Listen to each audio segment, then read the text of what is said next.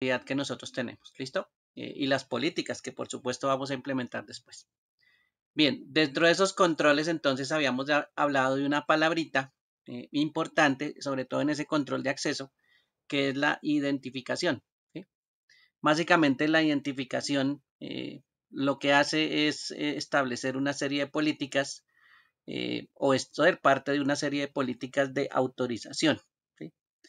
Nosotros cuando requerimos entrar a un sistema, vamos a pensar que estamos ingresando dentro de una empresa a nuestro computador. Los equipos están en una red y esos equipos que están en una red pues van a pedir permiso para ingresar a los recursos de esa red. Van a pedir permiso, por supuesto, a un equipo de red, que en este caso es un servidor, ¿sí? Y esa es la solicitud que uno envía inicialmente. Coloca su usuario, coloca su contraseña y esa es una solicitud que se envía al servidor, ¿sí? Inmediatamente, por supuesto, el servidor va a atender la solicitud y va a regresar al equipo y le va a decir efectivamente, usted tiene acceso a los recursos de la red, ¿sí? Entonces, lo primero que nosotros hacemos es una identificación. Si lo hacemos de forma local, también se podría hacer como un sistema de forma local sin necesidad de un servidor y por supuesto necesitamos un usuario y una contraseña. Entonces, una de las recomendaciones muy básicas que uno tiene con cualquier, por ejemplo, software o cualquier sistema operativo es que usted obligue a la persona a identificarse, ¿sí? Hay personas que en vez de identificarlo, pues lo que hacen es colocar un usuario y no le colocan contraseña. Entonces, eso también es una vulnerabilidad y eso es un salto a este control que podemos generar, que es obligar a la persona a identificarse. ¿Listo? Lo mismo pasa, por ejemplo, con la identificación física, si ustedes se acuerdan con los carnets, por ejemplo. Una de las personas que por lo general va a pedir esa identificación, pues es la persona de seguridad al ingreso de la empresa, ¿sí? Y por supuesto, pues una de las maneras de cerciorarse de que efectivamente pues usted es un empleado de la empresa y es una persona que puede entrar a la empresa, pues es su carnet de identificación. Usted se podrá poner muy bravo porque ese día no llevó el carnet y usted va a decir, pero es que yo todos los días paso por aquí, usted me ve la cara, es que usted no sabe quién soy yo, etcétera, etcétera, etcétera. Pero esa es la forma, ¿sí? Y ese es el control como está establecido, ¿sí? Ese control de acceso a la empresa, pues está establecido mediante esa identificación y hace que la persona que va a entrar, el empleado, pues obligatoriamente tenga que tener la identificación y portar el carnet. ¿Listo? No es porque uno quiera decirles, ay, es que usted se ve feito con el carnet colgado en un yoyo o colgado en el cuello. ¿Sí? No es por eso, no es por moda tampoco. Eso es un control. ¿Sí? Y una de las cosas que podemos implementar dentro de las empresas, pues es ese control. ¿Sí? Donde usted tiene que identificarse. ¿Listo? Entonces, esa es una de las cosas importantes del control de acceso, que usted tiene que identificarse. Como sea el medio, como sea la forma, eh, igual tiene que identificarse. Es el primer paso y hay que tenerlo pues muy presente. ¿Listo? Un identificador entonces dice acá que es único. ¿Sí? Usted no puede entrar con una identificación que pertenezca a otro, comenzando por ahí, o una identificación no es para un grupo de personas. ¿Sí? Eso es individual, es único. ¿Listo? Entonces, en este caso, ese identificador, cuando es único, pues garantiza que efectivamente se pueda cumplir de pronto esa asociación a las autorizaciones que usted tenga, a las actividades que usted está permitido, pues de pronto hacer dentro de la empresa, a los accesos que usted tiene a ciertos sitios dentro de la empresa. Entonces, ahí es donde esa identificación pues también tiene que tener en cuenta que eso es único. ¿Sí? No es que usted, ay, venga, voy a entrar, ay, présteme su carnet para entrar porque es que a mí se me quedó adentro.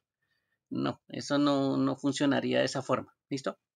Que alguien se relaje en la parte de seguridad y pues permita hacer eso ya es otra cosa. Pero no debería ser así, ¿no? Eso es un identificador único, así como nuestra cédula. Y pues efectivamente usted es el que tiene que utilizar su cédula. No, usted no presta la cédula para que el resto vaya y saque un crédito con su cédula, ¿no? Eso no se hace, digámoslo así. Entonces, en este caso, el identificador, pues también tiene que ser único. ¿Listo?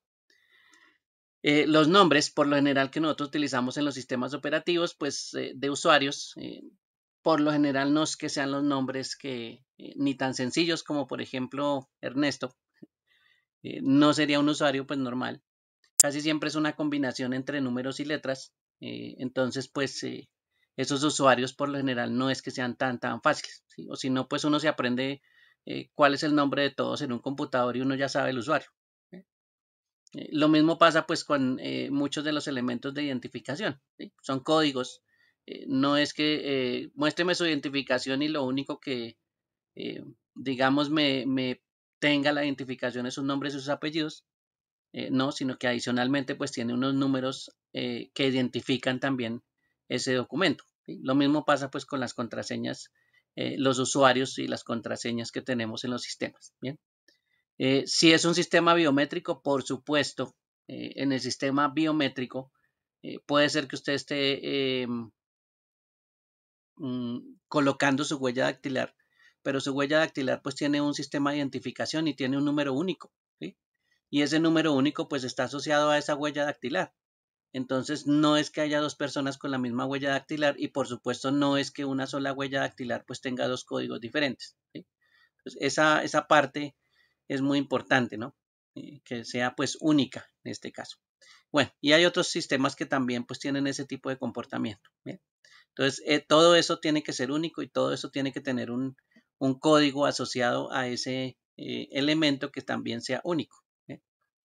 Entonces, ese identificador o esa identificación y el sistema que lo permita hacer, pues tiene que validar esa parte inicial. ¿Listo? Eso es lo normal que tiene que hacer un sistema de identificación. ¿Bien? Entonces, los controles de identificación, en este caso, las políticas de seguridad, ¿sí? Cuando se establezca una política de ciberseguridad, ella determina qué controles de identidad deben utilizarse. Entonces, en una política, pues lo más probable es que a usted le digan que todos los empleados deben utilizar su carnet de identificación para ingresar a ciertas áreas, ¿sí? Y eso es una política de la empresa, ¿sí? Y ya se está refiriendo al tipo de control, en este caso, pues al carnet, ¿sí? Y ese es un control de acceso que estamos estableciendo mediante una política, ¿sí? Entonces, ahí es donde nosotros entramos con las políticas y le decimos, mire, esta es la forma en que usted se identifica. Esta es la forma en que le vamos a hacer el control de acceso, aunque usted no sepa qué es control de acceso, pero mire que le estamos obligando a que usted se identifique, ¿sí? Y nos cuente, pues con su identificación, quién es usted y nosotros pues lo podamos autorizar. ¿Bien? Entonces, esa política ya es importante establecerla, ¿sí? Y mire que estamos enfocándonos solo a esta partecita sencilla de identificación, pero esto está atado al control de acceso. Entonces, esa es una forma también de pensar en esa parte física, ¿no? Pero acuérdense que hay controles de acceso, pues, diferentes. Hay lógicos también. Entonces, usted le puede decir que una política de seguridad es que usted, pues, no sé, debe cambiar eh, su contraseña asociada a su identificación cada 30 días. Sí, por supuesto, eso va a obligar a que usted lo cambie, le cambie la contraseña, ¿sí? Que es parte de todo el proceso que se está haciendo de control de acceso. Y como política, pues eso es lo que establecieron en el área, por ejemplo, de sistemas o en el área de seguridad asociada al área de TI. ¿Listo? Entonces ahí es donde va la política diciéndole a usted qué es lo que tiene que hacer. Y en este caso, pues enfocado al control de acceso. Y si usted tiene múltiples controles de acceso, pues las políticas también hablarán de pronto en ciertos casos de todos esos múltiples eh, controles que usted puede establecer. ¿Sí? Claro, diciéndole, mire usted lo que debe hacer. ¿Sí? Algo así como cuando ustedes planean eh, las medidas de seguridad para el trabajo. ¿Sí? Usted le dice a una persona, es obligatorio que usted use sus elementos de protección personal. ¿Sí? Y esa es una política. ¿Sí? La empresa dice que efectivamente usted para realizar una labor debe utilizar los elementos de protección personal. Y es más, pues a usted lo capacitan en los elementos de protección personal. ¿Sí? O habrá alguna directiva adicional fuera de la política que le dice a usted cuáles son los elementos que debe utilizar. Algo así como el uniforme, ¿no? A ustedes les dicen, mire, el uniforme tiene esto. ¿Sí? La política de escena es que usted lo utilice. ¿Sí? Para ir a sus sesiones presenciales. ¿Sí? No le está diciendo que es opcional, sino que le está diciendo cuál es la política que debe cumplir. ¿Sí? No le está diciendo, ¿quieres coger? No, la política ya existe. ¿Sí? Los elementos asociados a esa política pues ya también existen. ¿Sí? Y pues eso es lo que en algún momento uno cumple como cualquier persona que está siguiendo pues una política específica en algún sitio. ¿Listo? Entonces aquí ya mire que empezamos a hablar de cómo podría establecerse una política de seguridad, en este caso, con los controles de acceso. ¿Listos? Bueno, aquí dice que la sensibilidad de la información y los sistemas de información determinan cuán rigurosos son los controles. Acuérdense que hay varios tipos de controles, ¿no? Unos cada vez más complejos que otros, pero pues son controles de al fin y al cabo de acceso, tanto físico, lógico, etc. El aumento de las violaciones de datos han forzado a muchas organizaciones a fortalecer sus controles de identificación. Entonces, a usted ya no le colocan un carnecito con una fotico, sino, o bueno, antes era un carnet solo con el nombre, después pues fue la foto, después un código, después de pronto un chip, ¿sí? Y ese chip pues ya es otra cosa, porque tiene información adicional del empleado que porta ese carnet, y entonces se han ido especializando cada vez más los controles de acceso. En este caso, pues algo tan sencillo como un carnet de una empresa. Y no se les haga raro pues que en una empresa tengan estas medidas de seguridad. ¿Sí? Que ya no sea el carnet que cualquiera imprime en una impresora de carnecitos sencilla. ¿Sí? Eh, y pues cualquiera puede hacer eso, cualquiera puede comprar una impresora, cualquiera puede eh, instalarla, comprar un paquetico de carnet en blanco, comprar la cinta y efectivamente pues ponerse a imprimir carnet. Si lo hacen los colegios, imagínense, cualquier persona lo puede hacer, es relativamente fácil. Claro, el diseño es otra cosa, pero pues tantos diseñadores que hay en este mundo, pues cualquiera le puede diseñar un carnet similar a otro. ¿Listo? Y ahí es cuando pues hay violaciones de seguridad. Entonces hay que también pues pensar que hay otras opciones un poco más seguras. ¿Listo? O se pueden combinar. Hay cosas que se pueden combinar. ¿Listo? Entonces ahí es cuando van a ver que hay métodos también que se pueden combinar y que son mucho más eficientes cuando se combinan. Individuales a veces dicen, ah, no, esto se puede saltar el método por este lado. Pero cuando se combinan ya es otra cosa. Y esa es otra de las formas de implementar seguridad en las empresas, empezar a combinar métodos que ya son conocidos para hacerlos pues mucho más seguros. ¿Listo? Bueno, entonces en este caso también pues está relacionado esa identificación con el proceso que viene después, que es la autenticación, ¿sí? Pero adicionalmente pues para hacer esa autenticación se necesita saber también no solo el usuario, identificarse como yo soy el usuario tal, ¿sí? Yo soy Ernesto Pérez, sino que adicionalmente se tiene que colocar una contraseña. ¿Listo? Y las contraseñas pues son algo pues que son muy especiales también. ¿Sí? Hay unas cosas que conocemos, hay otras cosas de contraseñas que no conocemos, y eso es una parte de seguridad pues que se enfocan a veces en muchos textos, ¿sí? La parte de la contraseña, y nos muestran de pronto algunos elementos que pueden servir de contraseña o algunas combinaciones que podrían hacer a las contraseñas más seguras. ¿Listo? Entonces, esto también es importante fuera de o dentro de este proceso de autenticación. Las contraseñas, entonces, o pines, ¿sí? Son ejemplos de algo que un usuario conoce. ¿Sí? Entonces, le están diciendo, ¿qué podría usted colocar de contraseña? Bueno, algo que usted conoce. ¿Sí? Y si usted coloca, no sé, bueno, no es tan seguro, pero de pronto usted coloca su fecha de nacimiento. ¿Sí? Bueno, eso es fácil de también detectar una fecha de nacimiento. Recuerden que los datos suyos están por todo Internet. Entonces, pues usted etiquetó por allá el día 17 de mayo una foto del año pasado y usted dijo estoy de cumpleaños, pues ya todo el mundo se enteró que era ese día. ¿Sí? Bueno, pero bueno, es algo que usted conoce al fin y al cabo, ¿listo? O la contraseña que a usted le dicen, mire, esta es su contraseña de aquí en adelante, bueno, igual se la muestran y usted la conoce, ¿listo? O la primera vez que usted inicia a un usuario en un sistema de una empresa, pues lo van a obligar a que cambie la contraseña inmediatamente. Vuelve y juega, es una contraseña que usted conoce, ¿listo? Bueno, entonces aquí dice las contraseñas son el método más popular que se utiliza para autenticación. No fuera del usuario, pues la contraseña es lo que tenemos como autenticación. Los términos, contraseñas, claves o pines se conocen de manera genérica como contraseña. ¿Listo? Así usted está diciendo cuál es el pin o la clave de acceso y eso solo tenga 4 números, igual eso es una contraseña. ¿Sí? Ah, que yo la hago más compleja, sí, eso también es una contraseña. ¿Listo? Bueno, es una cadena de caracteres, sea corta, pequeña, tenga números, letras, tenga fechas, tenga cosas que usted de pronto quiere colocar. Sí, eso es una cadena de caracteres.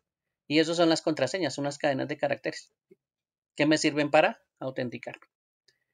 ¿Qué se recomienda? Pues que esas cadenas pues no tengan, ¿sí? Que no se relacionen con nombres.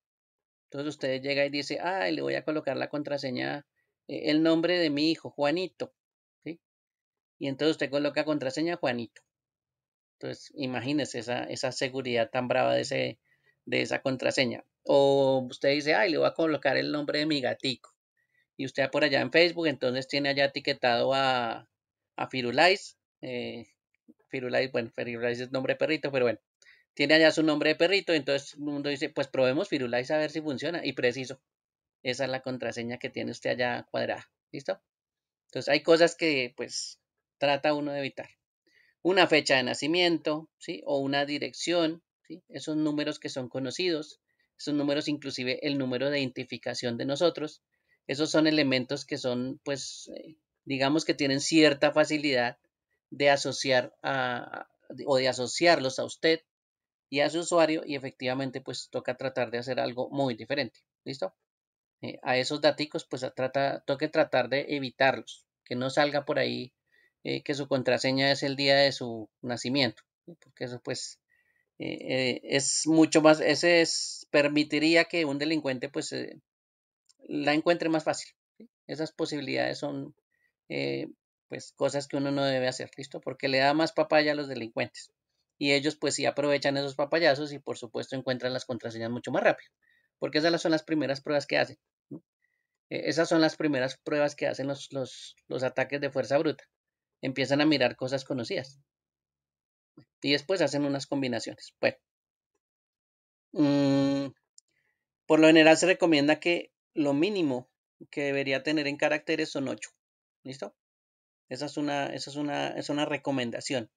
Inclusive dentro de las capacitaciones que ustedes pueden decirle a los empleados, por al X o Y motivo, una de las partes que pueden hablarle es de contraseñas. Y le pueden decir, mire, lo mínimo que usted debería tener es 8 caracteres. ¿Listo? Ay, 1, 2, 3, 4, 5, 6, 7, 8. Ahí ya peca por facilidad y por esas contraseñas que son tan fáciles de ubicar. ¿Sí? Ah, bueno, son 8 caracteres, pero es que números seguidos también. Esas son las primeras pruebas que se hacen. ¿Sí? Probar con secuencias. Eso es lo primero que hacen, probar secuencias. Entonces, pues no le va a funcionar. Pero bueno, esa es una recomendación también. Los usuarios no deben crear una contraseña que sea tan larga, ¿sí? Exageradamente larga. Sí, entre más larga va a ser más segura, más difícil de detectar. La gente se va a demorar mucho más tiempo en detectarla, pero el problema es la memoria. ¿No? ¿Cuál es el problema de esas contraseñas tan largas? Que el usuario después no se acuerda, ¿sí? Y memorizarla, pues sí, las primeras veces de pronto y después, como es tan larga, la empieza a modificar, la empieza a cambiar y empieza a tener problemas con esa contraseña. ¿Sí? O sea, sí es bueno largo, pero el problema es la memoria de nosotros, ¿sí? Que nosotros no nos acordamos de las contraseñas y más si las cambiamos frecuentemente. ¿Está? Bueno, entonces que no sea pues tan corta, que ya saben que es de 8 caracteres. Bueno, entre más corta, 1, 2, 3, pues ya todo el mundo es lo primero para que va a hacer. Admin 1, 2, 3, 1, 2, 3, 4, 0, 0, 0, 0. Bueno, todo eso es lo primero que siempre prueba la gente. ¿Sí? Y es lo primero que coloca. Lo más fácil, dice, ah, esa es mi contraseña. Y entonces eso es lo primero que van a descifrar. ¿Listos? Bueno, entonces ahí sí hay que tener en cuenta esa parte. Venga a ver aquí que hay un enlace donde nos dice, bueno, traduzcámoslo ahí para que lo vean. ¿Qué tan segura es mi contraseña? Introduzca la contraseña. Entonces usted le dice, por favor, esta herramienta ahora se va a mantener en servicio. Uy, está en servicio. Lástima. Bueno. Las entradas son 100% seguras en almacenamiento. Tenga en cuenta la herramienta que ahora se mantiene en security.org. Bueno, esa era como una prueba. Ah, bueno, aquí también está. Traduzcamos. ¿Qué tan segura es mi contraseña? Entonces agregamos acá 1, 2, 3. Se necesita una computadora sobre 24 nanosegundos para descifrar su contraseña. ¿Cuál contraseña? 1, 2, 3.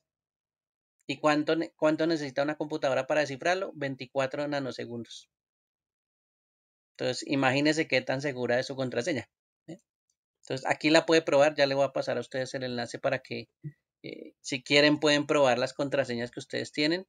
Ahí mismo dice no las almacena, pero igual pues pueden darse cuenta que cualquier contraseña pues uno la puede colocar, ¿no? Pongamos aquí una fecha, 1990. Su contraseña se da descifrada al instante, una fecha, ¿sí? Aquí no me muestra la fecha, pero sí. Ahí coloqué una fecha, 1990 coloqué. Bueno, coloquemos aquí a ver, por ejemplo, 17/05 de 1990. ¿Listo? Coloqué fecha, mes y año. ¿Cuánto se demoró? 2 milisegundos para que una computadora pueda descifrar su contraseña. Entonces, fechas de cumpleaños, pues no, tampoco. Hagámoslo largo, a ver. 1, 2, 3, 4, 5, 6, 7, 8. Su contraseña será descifrada al instante. Mire. Ah, es que yo la voy a colocar de 8 caracteres. Listo, ahí está. 1, 2, 3, 4, 5, 6, 7, 8. Bueno, coloquemos aquí otra. Última prueba. Ustedes pues prueba eso, ¿no? Vamos a colocarle aquí Ernesto. Es más, coloquémosle Pérez. Uy, ese espacio hizo cambiar esto sustancialmente. Volvamos aquí. Ernesto. Listo. 2 milisegundos. Espacio. Solo con colocarle un espacio, 7 minutos. Y ahora le coloco Pérez. Se necesita una computadora y 2000 años para descifrar la contraseña. Ernesto Pérez con espacio. Bueno, imagínense la cantidad de caracteres que hay y la cantidad de cosas que toca probar. Y esto también que este espacio pues empieza a cambiar los elementos. ¿Sí? El tiempo. ¿Se acuerdan que yo coloqué el espacio y aquí aumentó a varios minutos? Bueno, ese espacio también hace cositas. Y ahora una combinación.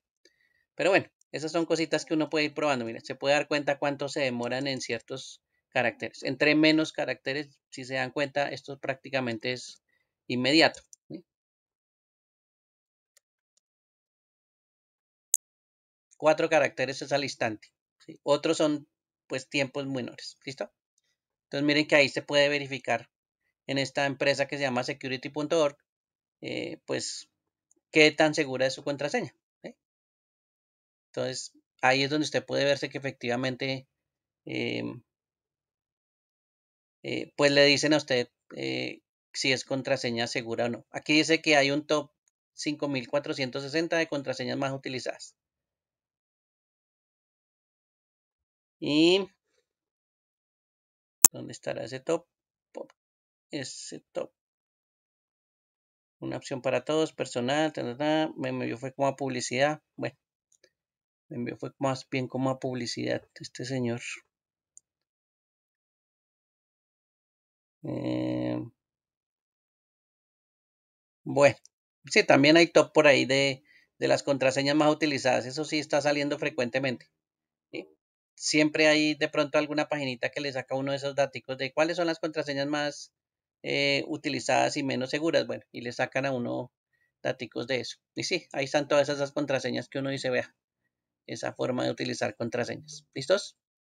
Bueno, entonces ahí para que lo prueben también esa parte pues es eh, como una prueba de que efectivamente pues uno puede verificar esto. Algo tan sencillo, ¿no? Uno dice, no, pues mi contraseña es súper segura. Bueno, pruébela, a ver qué tan segura es.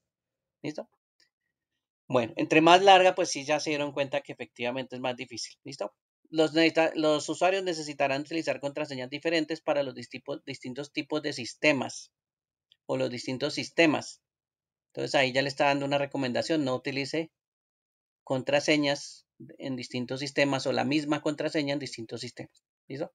Si lo encuentran en un sistema, pues de ahí para adelante van a intentar en el resto de los sistemas. ¿Sí? Entonces, ese también es una de las cosas. Podrán acceder a todas las cuentas de usuario, por ejemplo, ¿sí? Porque la contraseña es la misma, entonces entrarán a todas las cuentas. El administrador de contraseñas puede ayudar a un usuario a crear y recordar las contraseñas seguras. Si se han dado cuenta ahora, inclusive hasta los navegadores tienen opciones para generar contraseñas y seguras. Y usted ve un poco de símbolos ahí. ¿Eh? Y eso es lo que hacen ahorita. ¿Listo? Entonces ahí es donde empiezan pues a utilizar ciertos parámetros para generar contraseñas. Vamos a ver por aquí. Mire, dice una contraseña segura tiene al menos 15 caracteres, letras mayúsculas, minúsculas, números, símbolos. Una contraseña segura no es un nombre de usuario, no es un nombre, no es el nombre de su amigo, no es el nombre de un familiar, no es un nombre común, no es una fecha, no es una palabra del diccionario, no son contraseñas anteriores, bueno, no es un patrón de teclado. Y ese es otro. El patrón de teclado, ¿no? El QWERTY es el patrón de teclado que muchas veces también utilizan, ¿no? Simplemente es seguir las teclas una al lado de la otra. ¿Sí? Q, W, E, R, T, Y. ¿Sí? Ese es el famoso teclado QWERTY y por la secuencia de las teclas. Pues eso también lo utilizan de contraseña. ¿Listo? Bueno, entonces aquí tengo ¿Cierto? una, cuénteme, Una pregunta en caso de las tarjetas de crédito. en caso de las tarjetas de crédito son con pines y no son contraseñas con estas cantidad de caracteres, son pines, pero adicionalmente combinan métodos. No es solo la contraseña, únicamente. ¿Listo? También Vale, combinan otros métodos. Pero en ese caso son pines, pero sí, un pin es una contraseña al fin y al cabo. Lo que pasa es que uno no puede generar ese tipo de contraseñas. Puede generarlas en aplicaciones, pero lo que está asociado o el PIN que está asociado a la tarjeta de crédito, ya digamos que viene por ahí para la compra. Pero si usted va a hacer compras, pues por lo general uno crea un usuario donde tiene una contraseña y ahí ya empieza a implementar otros métodos de seguridad. ¿Sí? Pero sí, así la tarjeta de seguridad fuera de tener el chip y fuera de tener esos datos ahí visibles y fuera de tener el código que está atrás, pues una de las cosas para verificar esas tarjetas de crédito, pues también es la identificación de la persona. ¿Sí? Por eso es que a veces usted le dicen, présteme su documento de identidad para verificar pues que usted es la persona dueña de la tarjeta. ¿Sí? Eso es una medida de seguridad, pues muy sencilla y lo hace una persona, pero pues si no la hacen, pues cualquiera recibe una tarjeta y hace una compra. ¿Sí? Y con esos datos. Lo otro es que pues como esos elementos pues son extraviables también. Por eso es que ellos también controlan mucho las transacciones que se hacen. Entonces se está verificando constantemente cuáles son las transacciones que usted va realizando, qué compra, en qué páginas, en qué países, si usted hace una compra a una hora determinada. Sí, también hay personas que están observando esos datos. ¿Sí? Y sí, perfectamente usted lo pueden, eh, digamos, como ahora está de moda, echarle escopolamina y llevárselo con su tarjeta de crédito y empezar a pasear por todos los centros comerciales y comprar, pues esos son comportamientos que también hay personas de seguridad que están analizando. ¿Sí? O bueno, pensemos en una página X. Usted tiene una página que nunca ha entrado allá y pues le da por adentrar allá a hacer una compra gigantesca. ¿Sí? Y es una página que usted nunca ha entrado. ¿No? Entonces puede ser también una señal de que efectivamente pues eh, no sea la persona dueña de la tarjeta la que lo esté utilizando. Entonces, en ese caso, pues si están monitoreando y ellos se dan cuenta o sospechan de esa transacción, pues lo que hacen es llamar a la persona y decirle o enviarle un mensaje, así sea por celular, y decirle, mire, aquí acabamos de detectar esta compra, ¿sí? O hacen la llamada directamente al cliente y le dicen, mire, si hablo con tal persona, somos de tal, estamos detectando una transacción en tal parte, ¿sí? Bueno, y hay otras medidas pues también de seguridad complementarias, ¿sí? No solo es esta tarjetica porque también hay más cosas que toca atarles. Sí, si no, nos quitarían la tarjeta de crédito y ya con esos datos, chao, nos roban todo el crédito que tenemos ahí en esa tarjeta, ¿sí? Entonces también hay pues otras medidas adicionales que toca combinar. ¿Listo? Bueno, miren acá el generador de Gracias. contraseñas. Cuénteme, Miguel, no hay problema. Bueno, entonces, copiar la contraseña, mire, aquí si usted vaya, trate de encontrar esta contraseña, mayúsculas, minúsculas, números, bueno, aquí no tiene símbolos, pero eh, con esa combinación y esa longitud de 16 caracteres, pues imagínese si le van a encontrar a usted o va a tener la posibilidad de encontrar esa contraseña. Pongámonos una de 32 y ahora con símbolos. Bueno, copiar, vamos a ver, abramos un bloc de notas por aquí y peguémosla. Bueno, ahí está la contraseña que nos generó ahorita. Vea. ¿Quién detecta esa contraseña? Cualquiera dirá, no, eso es un error, quién sabe qué saldría ahí. ¿Bien? Bueno, y vaya, préndasela. Peor. 32 caracteres y con toda esa combinación, ¿quién se la aprende? Bueno, tiene que tener muy buena memoria. Entonces, esos generadores pues también le ayudan a uno a hacer ese trabajo. Los navegadores ahora también están incorporando muchas veces esas generaciones o le están ayudando a generar contraseñas adicionales. ¿Listo? Inclusive otros métodos de verificar si efectivamente usted es el que está digitando los datos, ¿no? Como por ejemplo para las transacciones en línea. También suele suceder. ¿Listos? Bueno, entonces esos generadores de contraseñas o esas contraseñas recuerden que tienen que ser muy seguras en este caso. Bien, lo otro, ¿qué es lo que tiene? ¿Sí? Esa es otra opción también para los métodos de autenticación. Las tarjetas inteligentes y los llaveros de seguridad son dos ejemplos de algo que el usuario tiene en su poder. Entonces, no solo es que usted se sepa la contraseña, sino que adicionalmente puede ser que le estén pidiendo los datos de su tarjeta. ¿Sí? Tarjeta de crédito, ahí está. ¿Tiene la tarjeta? Sí, la tengo. Eh, ¿Tiene adicionalmente la contraseña para hacer las transacciones? Sí, la tengo. Entonces ya le están pidiendo dos cosas, ¿no? Lo que sabe, ¿sí? Lo que sabe el usuario que es la contraseña que está digitando y lo que tiene que son los datos de la tarjeta de crédito. ¿Sí? Y ahí ya empiezan a haber varios métodos juntos. No es que uno solo deje un solo método, porque como les digo, ahí habría un problema de seguridad. ¿Listo? O lo otro es tener, bueno, yo no sé si está por aquí. Bueno, estos llaveritos también son elementos que toca tener pues para activar de pronto algún método de seguridad. Si esos llaveros de seguridad, ¿no? También son dispositivos que pueden de pronto utilizarse adicionales. Por ejemplo, no sé si han visto que hay llaves de seguridad también, no llaveros, sino llaves de seguridad que también se colocan en los equipos portátiles en los puertos USB. Entonces, también hay sistemas adicionales que es algo que si la persona no posee, pues entonces no tiene la llave y no va a poder entrar al portátil. ¿Sí? Entonces, eso método de lo que tiene, como en el caso de las tarjetas de seguridad, el chip que tiene esa tarjeta de seguridad y los datos que adicionalmente tiene esa tarjeta de seguridad, pues puede ser combinado con otro método adicional. ¿Sí? Lo que sabe, que es lo que tiene, eh, los datos de pronto de algo, de quién es, ¿sí? La característica física única. Aquí nos están dando cuenta o nos estamos dando cuenta que aquí adicionalmente uno puede tener un método de identificación de la huella dactilar. ¿Sí? Este sistema de lector de huella dactilar pues perfectamente aparece en un portátil. Y hay muchos portátiles de las líneas empresariales que tienen ese sistema porque está identificando de manera física a la persona, al usuario. ¿Sí? Puede ser que se sepa el usuario, puede ser que se sepa la contraseña, pero adicionalmente, mire que tiene una huella dactilar también para, eh, con un sistema biométrico, pues detectar que la persona sí es exactamente la que va a intentar o la que va a acceder al equipo. ¿Sí? Entonces, esos sistemas, pues, están verificando quién es usted. ¿Sí? En este caso, con sistemas biométricos. Eh, Y esto es pues muy normal, ¿no? Tener estos sistemas biométricos. Es un sistema bastante pues útil. Tenerlo ahí es bastante pequeño. Claro, es costoso, pues en algún momento eso va a aumentar el costo de los computadores, pero pues como les decía, hay muchos computadores empresariales que los compran de una vez con el sistema. ¿Sí?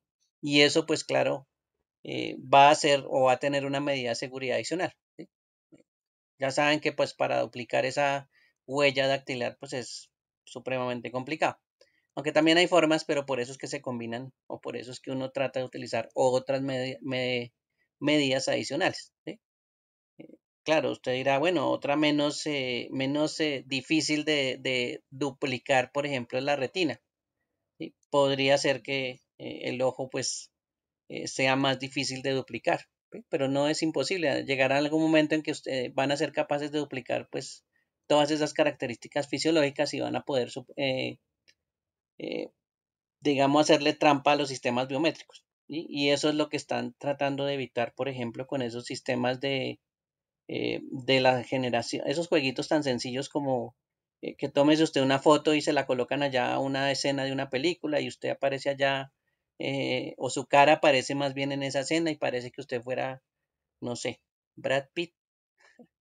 eh, y preciso, usted aparece ahí, sí. Eso es un sistema sencillo, ¿sí? Pero esos sistemas sencillos también se pueden volver más complicados para representar, por ejemplo, todo un rostro con la mayor exactitud posible. Y si el sistema biométrico se fija en las características de la cara, pues imagínense si esos sistemas son tan eficientes de duplicar una cara, ¿sí? Entonces, hay muchos sistemas que han ido avanzando y por supuesto, esos sistemas biométricos tienen que ser cada vez mejores, ¿sí? Hasta que llegará un punto en pues que la puja sea tan fuerte que de pronto ya los sistemas de seguridad pues ya ni funcionen. Y pues bueno, esto no sería la única opción que deberíamos tener, ¿sí? Si ya podemos duplicar pues muchas características del rostro para hacerle trampa a muchos sistemas biométricos, pues no utilizamos solo el rostro entonces. Deberíamos utilizar algo más, ¿sí? Alguno otro de los métodos que ya hemos visto. ¿Listo? Bueno, algunos comportamientos también, patrones de voz, patrones de comportamiento, ¿sí? Ritmos de escritura, bueno, maneras de caminar, a veces hasta eso se puede identificar en cada una de las personas y todos esos pues son datos biométricos, ¿sí? ¿Qué tan bueno es el sistema para detectar esos patrones y para diferenciarlos? Bueno, eso ya depende del sistema biométrico, ¿listo? Eso es como si estuviéramos dependiendo de la chapa, de la puerta, ¿sí? ¿Qué tan buena es esa chapa? ¿Cualquier llave la abriría? Bueno, ese es lo que a veces llegan algunos sistemas biométricos o lo que la gente trata de hacer con los sistemas biométricos, que fallen, ¿sí? ¿Por qué que fallen? Pues porque en algún momento alguien va a llegar a ese punto de tratar de hacerlo fallar y saltarse la seguridad con un sistema pues biométrico. Todos esos sistemas para identificar a la persona pues también son unos métodos que le permitirían autenticar. ¿Listo? Ahí es cuando la combinación es muy importante, ¿sí? Por ejemplo, esto que hablan acá de una autenticación de varios factores, ¿sí? Y eso es un método que efectivamente pues combina dos métodos de verificación diferentes. ¿Listo? Aquí ya es varios factores o varios métodos, digámoslo así. Claro, un sistema es más seguro implementando pues más sistemas, ¿sí? En este caso, dos métodos diferentes, ¿sí? Por ejemplo, un llavero con clave de seguridad es un buen ejemplo. Los dos factores son algo que usted se sabe como una contraseña y algo que posee, que en este caso pues es el llavero. Entonces usted necesita el llavero, es un método de seguridad, más la contraseña, que es el otro método. Entonces esos son los dos elementos, lo que usted sabe que es la contraseña más lo que posee, que en este caso es el llavero. Entonces ahí ya, ya está implementando varios factores, ¿sí? Transacción en línea, usted tiene su cajero, ¿sí? Usted va a hacer, no sé, un retiro, pues necesita la tarjeta, ¿sí? Y adicionalmente, ¿cuál es el otro factor? Necesita la contraseña, ¿sí? O usted va a pagar, listo, tiene la tarjeta, ¿cuál es el otro sistema que necesita? Un código. Y entonces a usted le pasan un código, una tarjetica, eh, con unas poco de columnas, eh, y dentro de las columnas pues hay un poco de números diferentes, ¿sí? Y le dan unas coordenadas y le dice, digite, para certificar la transacción, entonces digite la posición A2, ¿sí? Y de A2 pues hay un código, ¿sí? Pero en este caso pues eso es lo que están buscando, que usted tenga otro factor de autenticación, ¿sí? Ya no es solo, bueno, el usuario, la contraseña que usted digitó y la transacción que, por ejemplo, bueno, un pago, por ejemplo, que usted está realizando, sino que adicionalmente le están diciendo que confirme que usted es la persona a través de una carta, una tarjeta que es única para muchos usuarios. Entonces, hay sistemas de los bancos que también pues hacen ese tipo de cosas. Le entregan a usted una tarjetita para hacer transacciones, ¿sí? En línea. Entonces, usted se puede hacer todo lo que tenga en línea, pero si al fin no termina confirmando con esa tarjetita, pues entonces no le autoriza. Ese es el pequeño problema de no tener esta tarjeta. Este sería un factor más la contraseña que usted tiene o más los datos adicionales de la tarjeta, pero este es uno de los factores, la tarjeta que tiene aquí con estos códigos, ¿sí? Entonces, esos son varios factores que son importantes tenerlos en cuenta. Y así pues las cosas las hacemos más seguras, ¿sí? Por eso es que nos ha tocado pues implementar ese tipo de cosas que son eh, autenticaciones de dos factores. ¿Listo? empezar a mirar cómo nos identificamos, pero de dos formas diferentes, ¿sí? Que es básicamente lo que tratamos de buscar, pues como seguridad. Más adelante, quién sabe para dónde vayamos, pero bueno, eh, por lo menos ahorita vamos en dos factores y eso es un sistema por ahora seguro. ¿Listo? Tener dos factores diferentes o una combinación de dos factores. ¿Listo? Bueno, ¿qué es la autorización entonces? La autorización controla lo que el usuario puede hacer o no en la red. ¿Listo? Ya en algún momento hicimos lo anterior que era empezar a autenticarnos, ¿sí? Nos identificamos, nos autenticamos en este caso y pues ahora sí viene la autorización. ¿Listo? Ya fuimos hacia el servidor, le enviamos el mensaje, somos tales personas, tenemos esta contraseña, tras de eso digitamos nuestra huella dactilar, como quiera, el método que quiera, pero ya el servidor nos respondió y efectivamente él mira el grado de autorización que usted tiene. Y eso es lo que se va a empezar a mirar, va a empezar a mirar, bueno, ¿cuáles son los privilegios que usted tiene? Sí, esa es una palabra que utilizamos mucho, los privilegios. Es algo que usted pues le configuraron para que pueda hacer con ese usuario. ¿Sí? Por ejemplo, leer cosas. Hay personas que pueden leer cosas y usted cuando comparte una carpeta pues le puedes dar el privilegio a una persona para que lea. ¿Sí? Le puede decir a una, bueno, pero afuera que usted lea pues mire que también lo voy a dejar copiar la información que está en esta carpeta. O lo voy a dejar crear también en esa carpeta y eliminar en esa misma carpeta. ¿Sí? Y eso lo puedo controlar. Usted dice, no, pero eso se puede hacer. Sí, claro, eso se puede hacer. Lo que pasa es que nosotros creamos la carpeta, metemos todo y nunca le ponemos cuidado a quién está autorizado, ¿sí? Y al grado eh, de privilegios que le asignamos a la gente. Porque como siempre trabajamos con el mismo usuario y se lo prestamos a todo el mundo y bueno, pues no tenemos nada de seguridad ahí por ese lado, pues claro, usted tampoco se fija en la autorización, ¿sí? Y eso sí se fijan en la parte de red. Y eso se administra pues con un servidor, ¿sí? El servidor también va a tener en cuenta esos tipos de roles eh, que pues tiene asignados privilegios, ¿sí? Dentro de una red. Por eso es que usted no llega a hacer todo a una empresa. Usted tiene un cierto privilegio, usted llega a hacer ciertas cosas, porque eso es lo que está configurado en el usuario de red. ¿Sí? Por supuesto, usted de pronto no puede agregar una impresora porque su usuario no se lo permite, pero llega el técnico eh, con su usuario y el técnico con su usuario, pues si tiene privilegios, le agrega la impresora, se sale de su usuario, usted ingresa con él y usted ya ve la impresora ahí. Entonces, eso también es una de las cosas que uno ve en las empresas, que hay mucha gente con privilegios diferentes. ¿Sí? Por supuesto, hay unos usuarios que pueden hacer las cosas pues normales, trabajar con su equipo y hacer cosas normales, mientras que hay otras que por supuesto pueden hacer otras cosas diferentes. ¿Listo? Bueno, a veces el encargado de la red le va a soltar a usted un usuario con mayores privilegios para que usted haga una labor específica, como agregar un computador a un sistema de red, ¿sí? Agregarlo a algo que se llama el dominio, pero para eso pues tiene que tener unos privilegios bastante altos y a usted le van a prestar ese usuario para que agregue esos computadores a, al dominio, se llama eso. Hay que tener mucho cuidado con ese usuario, ¿no? Ese usuario es para ese trabajo en especial, ¿sí? Y esa contraseña pues va a poder hacer muchísimas cosas, pero pues hay que tener cuidado por eso mismo, porque tiene muchos privilegios en la red, ¿sí? Si puede agregar un usuario al dominio, puede hacer muchísimas otras cosas dentro de la red. Entonces hay que tener cuidado con esos usuarios que de pronto a ustedes le presten para unir equipos a los dominios, ¿sí? O unir equipos como al grupo de la empresa, digámoslo así. ¿Listo? Bueno. Bien, la autorización utiliza un conjunto de atributos que describe el acceso del usuario a la red. El sistema compara esos atributos y la información contenida en la base de datos de autenticación. ¿Sí? O sea, nosotros nos autenticamos. Cuando están verificando, pues ahí hay una base de datos de qué podemos hacer y qué no podemos hacer. ¿Listo? ¿Cuáles son las restricciones que tenemos y cuáles son pues los permisos que tenemos en algún momento? ¿Sí? Entonces, eso es parte importante de este proceso de autorización. Entonces, esto es parte de lo que los servidores pues tienden a hacer.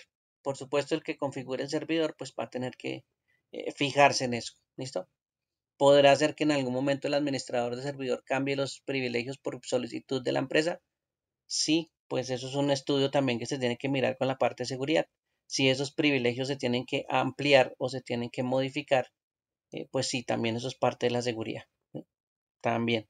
Y van a consultar a los de seguridad y les van a decir, bueno, esto sí se puede hacer, esto no se puede hacer. Sí, el administrador del servidor eso ya sabe y ya conoce y ya sabe cómo se hace. ¿Sí? Cómo se hace la labor. Pero pues él tampoco va a hacer, ay, sí, hagámosle. Es que mandaron decir que subiera los privilegios a todo el mundo. Ah, sí, hagámosle. Yo sé hacer eso. ¿Sí? No, no es tan fácil tampoco. Esos son elementos que toca tener en cuenta porque también pues implican seguridad dentro de la empresa. ¿Listo? Uso de la autorización. La definición de reglas de autorización es el primer paso para controlar el acceso. Una política de autorización establece estas reglas. Una política de pertenencia a grupos define la autorización según la pertenencia a un grupo determinado.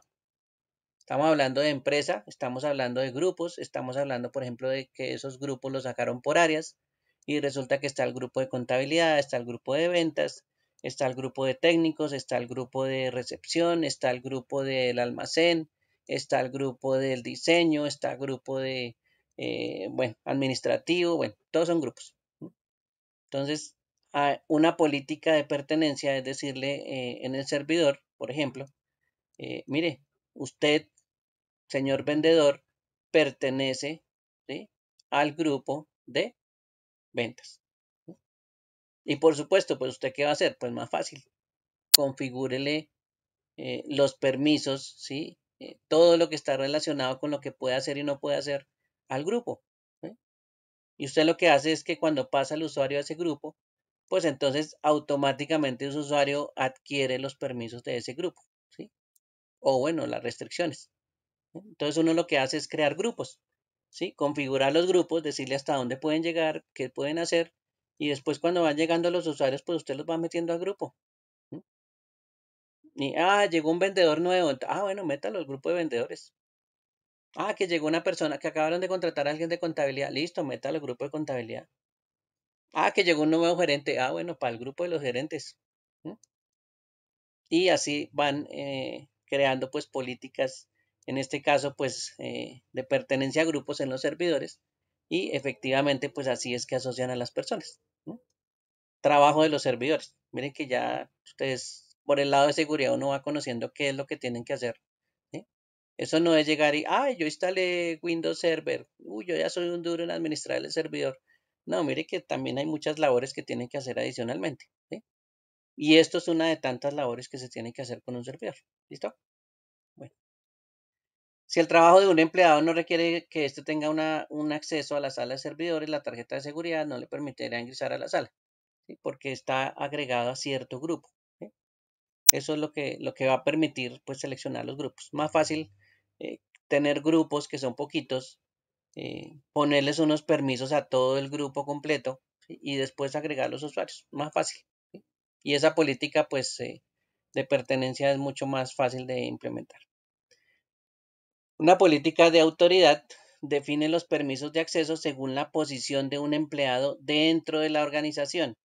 Por ejemplo, solo los empleados del nivel senior en un departamento de TI pueden tener acceso a la sala de servidores. ¿Sí? Ahí sí, como dicen, listo, todos ustedes son de TI, ¿sí? Hasta el último técnico recién entrado del SENA es de TI, pero ¿quiénes pueden entrar a la sala de servidores? Bueno, el que acabo de llegar, créanme que no. Ese que acabaron de contratar, no. ¿Sí? Esos van a ser gente especial dentro de TI, no todos, ¿sí? Van a tener un nivel alto, ¿sí? Porque tienen que confiar en ellos para que entren a donde está la información de la empresa. ¿Sí? Y por supuesto, pues la persona que acaba de llegar en el nivel más bajito, pues no es que le van a dar permiso de ir a entrar a la información porque sí. ¿Listo? Ahí sí tiene que mirar el nivel que en algún momento está entrando esa persona. Entonces ahí es donde toca tener en cuenta esa parte. ¿Listos? Bueno. La responsabilidad, en este caso habla de la responsabilidad aquí, dice que la responsabilidad rastrea una acción hasta una persona o un proceso y realiza el cambio a un sistema. Recopila la información e informa los datos de uso. La organización puede utilizar estos datos para fines como auditorías y facturación. Entonces, documento que vimos una vez de diagrama de flujo, entonces tenía un diagrama de flujo por acá, ¿sí?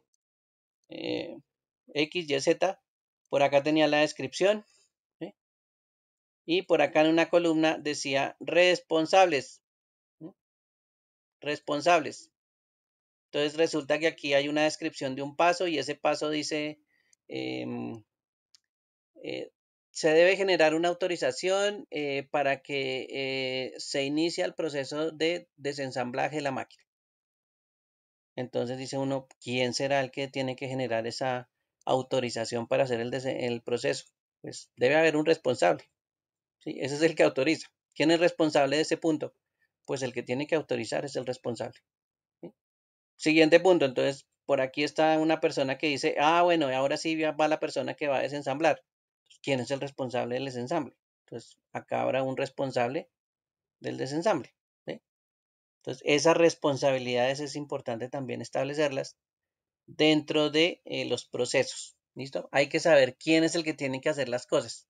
Por eso es que los procesos siguen siendo muy importantes. Y un grado de seguridad es asignarle responsabilidad a alguien, ¿sí? Usted está encargado de verificar que todos los usuarios tengan su carnet. Le dicen por allá al guardia de seguridad. Entonces ya le dicen responsable usted. Para poder ingresar, usted tiene que pararse en la puerta o hacer lo que tenga que hacer. En este caso, usted tiene que verificar que todos porten su carnet y efectivamente, pues esa es su responsabilidad. Entonces, asumir esos grados de responsabilidad, pues también pasa y es una medida de seguridad bastante importante porque le permite rastrear de pronto qué es lo que está sucediendo, si hay una falla de seguridad en algún momento, ¿sí? Es que yo me entré y no había nadie en la puerta, entonces pase derecho. ¿Usted tiene carnet? No, no tengo carnet. Bueno, vamos a rastrear quién es el responsable de haberlo dejado entrar. Entonces van y cogen allá al responsable porque miran en el proceso y aquí debería haber una persona responsable de verificar que usted tuviera un carnet para poder ingresar.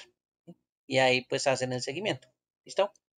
Bueno, entonces ese grado de responsabilidad y esos datos que se asocian y que ustedes van a ver en muchos documentos una columna que dice responsable, sí, se hace como medida de seguridad. ¿Listo? Para hacerle seguimiento pues a muchas de las acciones que nosotros realizamos. ¿Bien? Entonces, ese grado de responsabilidad también lo van a ver en los documentos y es, pues sí, es una medida de seguridad adicional que vamos a tener que pues implementar en muchos documentos. ¿Listo? Bueno, la implementación de responsabilidad consta de tecnologías, políticas, procedimientos y formación. Los archivos de registro proporcionan información detallada según los parámetros seleccionados. Por ejemplo, una organización puede ver el registro de los inicios de sesión fallidos y correctos. Visor de eventos, ¿no? Las fallas de inicio de sesión pueden indicar que un delincuente intentó hackear una cuenta. Los inicios de sesión exitosos indican que a una organización que usuarios utilizan recursos, qué recursos y cuánto, ¿sí? Entonces, miren que hasta ese datico de estar mirando algo tan sencillo como los registros, ¿sí? Como la información que se va registrando en un sistema, pues ahí también nos da ese tipo de, de elementos pues para identificar de pronto quién es el responsable de haber intentado acceder a una máquina. No pudo acceder, inicios fallidos, inicios de sesión fallidos en alguna aplicación, inicios incorrectos, colocaron la contraseña mal. Bueno, eso puede ser algo sospechoso, ¿sí? Porque una persona está teniendo tantas sesiones de fallidos, sesiones fallidas de ingreso. Eso puede estar eh, pues identificando que hay una persona no responsable del equipo que está tratando de ingresar a él, ¿no? Y eso también pues sirve para observar. ¿Sí? Recuerden que una de las cosas que se hace en seguridad es implementar pues procesos de seguimiento, ¿sí? Hay que observar muchas cosas y comportamientos extraños pues es una de las cosas que hay que tener en cuenta, ¿no? Ese seguimiento que hacen las cosas, no es que esa persona de seguridad llegó y se sentó a mirar cómo pasa el tiempo en el día. Esa persona de seguridad tiene que inclusive sentarse a mirar pues transacciones, qué es lo que está pasando en las comunicaciones, qué es lo que está pasando en la red y empezar a analizar comportamientos, ¿sí? Algo tan sencillo como ver, por ejemplo, intentos de inicio de sesión con un usuario. Por supuesto, eso se registra. El servidor también se da cuenta, el servidor lo registra. La persona encargada de la administración del servidor, pues mirará también un registro de dónde está la información de los accesos fallidos. ¿Sí? Y eso es parte de la seguridad. ¿Bien? Para que lo tengan en cuenta. Uno a veces dice, eso es fácil, porque pues como uno es el usuario no se fija eso. Pero miren que ahí en todas esas partes hay muchos controles. Controles preventivos, entonces, significa evitar que algo suceda, ¿sí? Ojo porque las políticas también están apuntando a evitar que sucedan cosas. ¿No? O sea, nosotros utilizamos muchas cosas que son preventivas, muchísimas. ¿Sí? No tienen que pasar para que nosotros implementemos algo, pero sí lo podemos establecer para evitar que suceda eso. ¿Sí? Dice, los controles de acceso preventivo evitan que ocurran actividades no deseadas o no autorizadas. Para un usuario autorizado, el control de acceso preventivo significa restricciones. La asignación de privilegios específicos a un usuario en un sistema es un ejemplo de control preventivo. ¿Listo? Aunque un usuario es un usuario autorizado, el sistema establece límites para evitar que el usuario tenga acceso y realice acciones no autorizadas. Un firewall que bloquea el acceso o un puerto o servicio que los delincuentes cibernéticos pueden atacar también se considera un tipo de control preventivo. ¿Se acuerdan esas listas de control de acceso? Eso es preventivo. ¿Se acuerdan del firewall que acaban de mencionar? Preventivo. ¿Sí? Eso está configurado para evitar cierta cantidad de comunicaciones por un puerto determinado y resulta que por ahí puede ser el puerto donde van a atacar. Entonces el firewall es preventivo también. ¿Sí? Está evitando que en algún momento eh, pues se presente de pronto un ataque. ¿Listo? Entonces esos elementos preventivos sí, es prácticamente que uno piensa es qué va a pasar, qué va a pasar, qué va a pasar. Implementemos el control porque uno no sabe si vaya a pasar. Entonces, más bien evitemos, curémonos en salud, como dicen por ahí, y implementemos el control. ¿Sí? Hagamos primero ese tipo de cosas, implementar el control preventivo en este caso. Un control disuasivo. ¿Listo? Un obstáculo es lo opuesto a una recompensa. Una recompensa alienta a una persona a hacer lo correcto. ¿Listo? Lo disuade. Mientras que un obstáculo lo desalienta a hacer lo incorrecto. ¿Listo? También lo disuade. Los profesionales y las empresas de seguridad cibernética utilizan obstáculos para limitar o para mitigar una acción o un comportamiento, pero los controles disuasivos no los dejan. ¿Listo? Los obstáculos del control de acceso desalientan a los delincuentes cibernéticos a obtener acceso no autorizado a los sistemas de información o a datos confidenciales. ¿Listo? Los obstáculos del control de acceso desalientan los ataques de sistema, el robo de datos, o la propagación de códigos maliciosos. Las organizaciones utilizan obstáculos de control de acceso para hacer cumplir las políticas de seguridad. ¿Sí? ¿Por qué nos fijamos tanto en el control de acceso? Eso es uno de los principales y mencionados por todo lado. ¿Listo? Bueno, por aquí hay un ejemplo de controles de acceso disuasivo, bloqueos, cercas, tarjetas de identificación, protecciones, trampas. ¿Se acuerdan de la puerta trampa? Bueno, ahí está. Cámaras, alarmas de intrusión, los IDS, si ustedes se acuerdan que mencionamos unos equipos que se llaman los IDS, esos son sistemas de detección de intrusión. En este caso, pues algo parecido sería la alarma, con lo que genera ese equipo cuando detecta algo. Separación de tareas, capacitación sobre conocimiento, capacitación, ¿sí? Bueno, encriptación, auditoría y firewall. Esos elementos entonces están considerados como controles disuasivos, ¿sí? Se enfrenta el usuario a ese a ese firewall y entonces no lo puede pasar, no lo puede pasar, no lo puede pasar, hasta que ya se aburre y dice, no, yo ya no pude, ni más. ¿Sí? Y ese bloqueo del firewall, pues evita que esa persona pues siga adelante con su ataque. ¿Sí? Lo desalienta, digámoslo así. Bueno, controles de detección también existen. La detección es el acto o proceso de advertir o descubrir algo. ¿Sí? Las detecciones de control de acceso identifican diferentes tipos de actividades no autorizadas.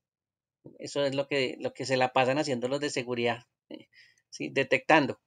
Ellos no esperan a que los ataquen y después dicen, ay, sí, me atacaron, vamos a solucionar todo ya que me atacaron. No, el de seguridad tiene que estar en constante detección, en un proceso activo de estar verificando si lo van a atacar o no.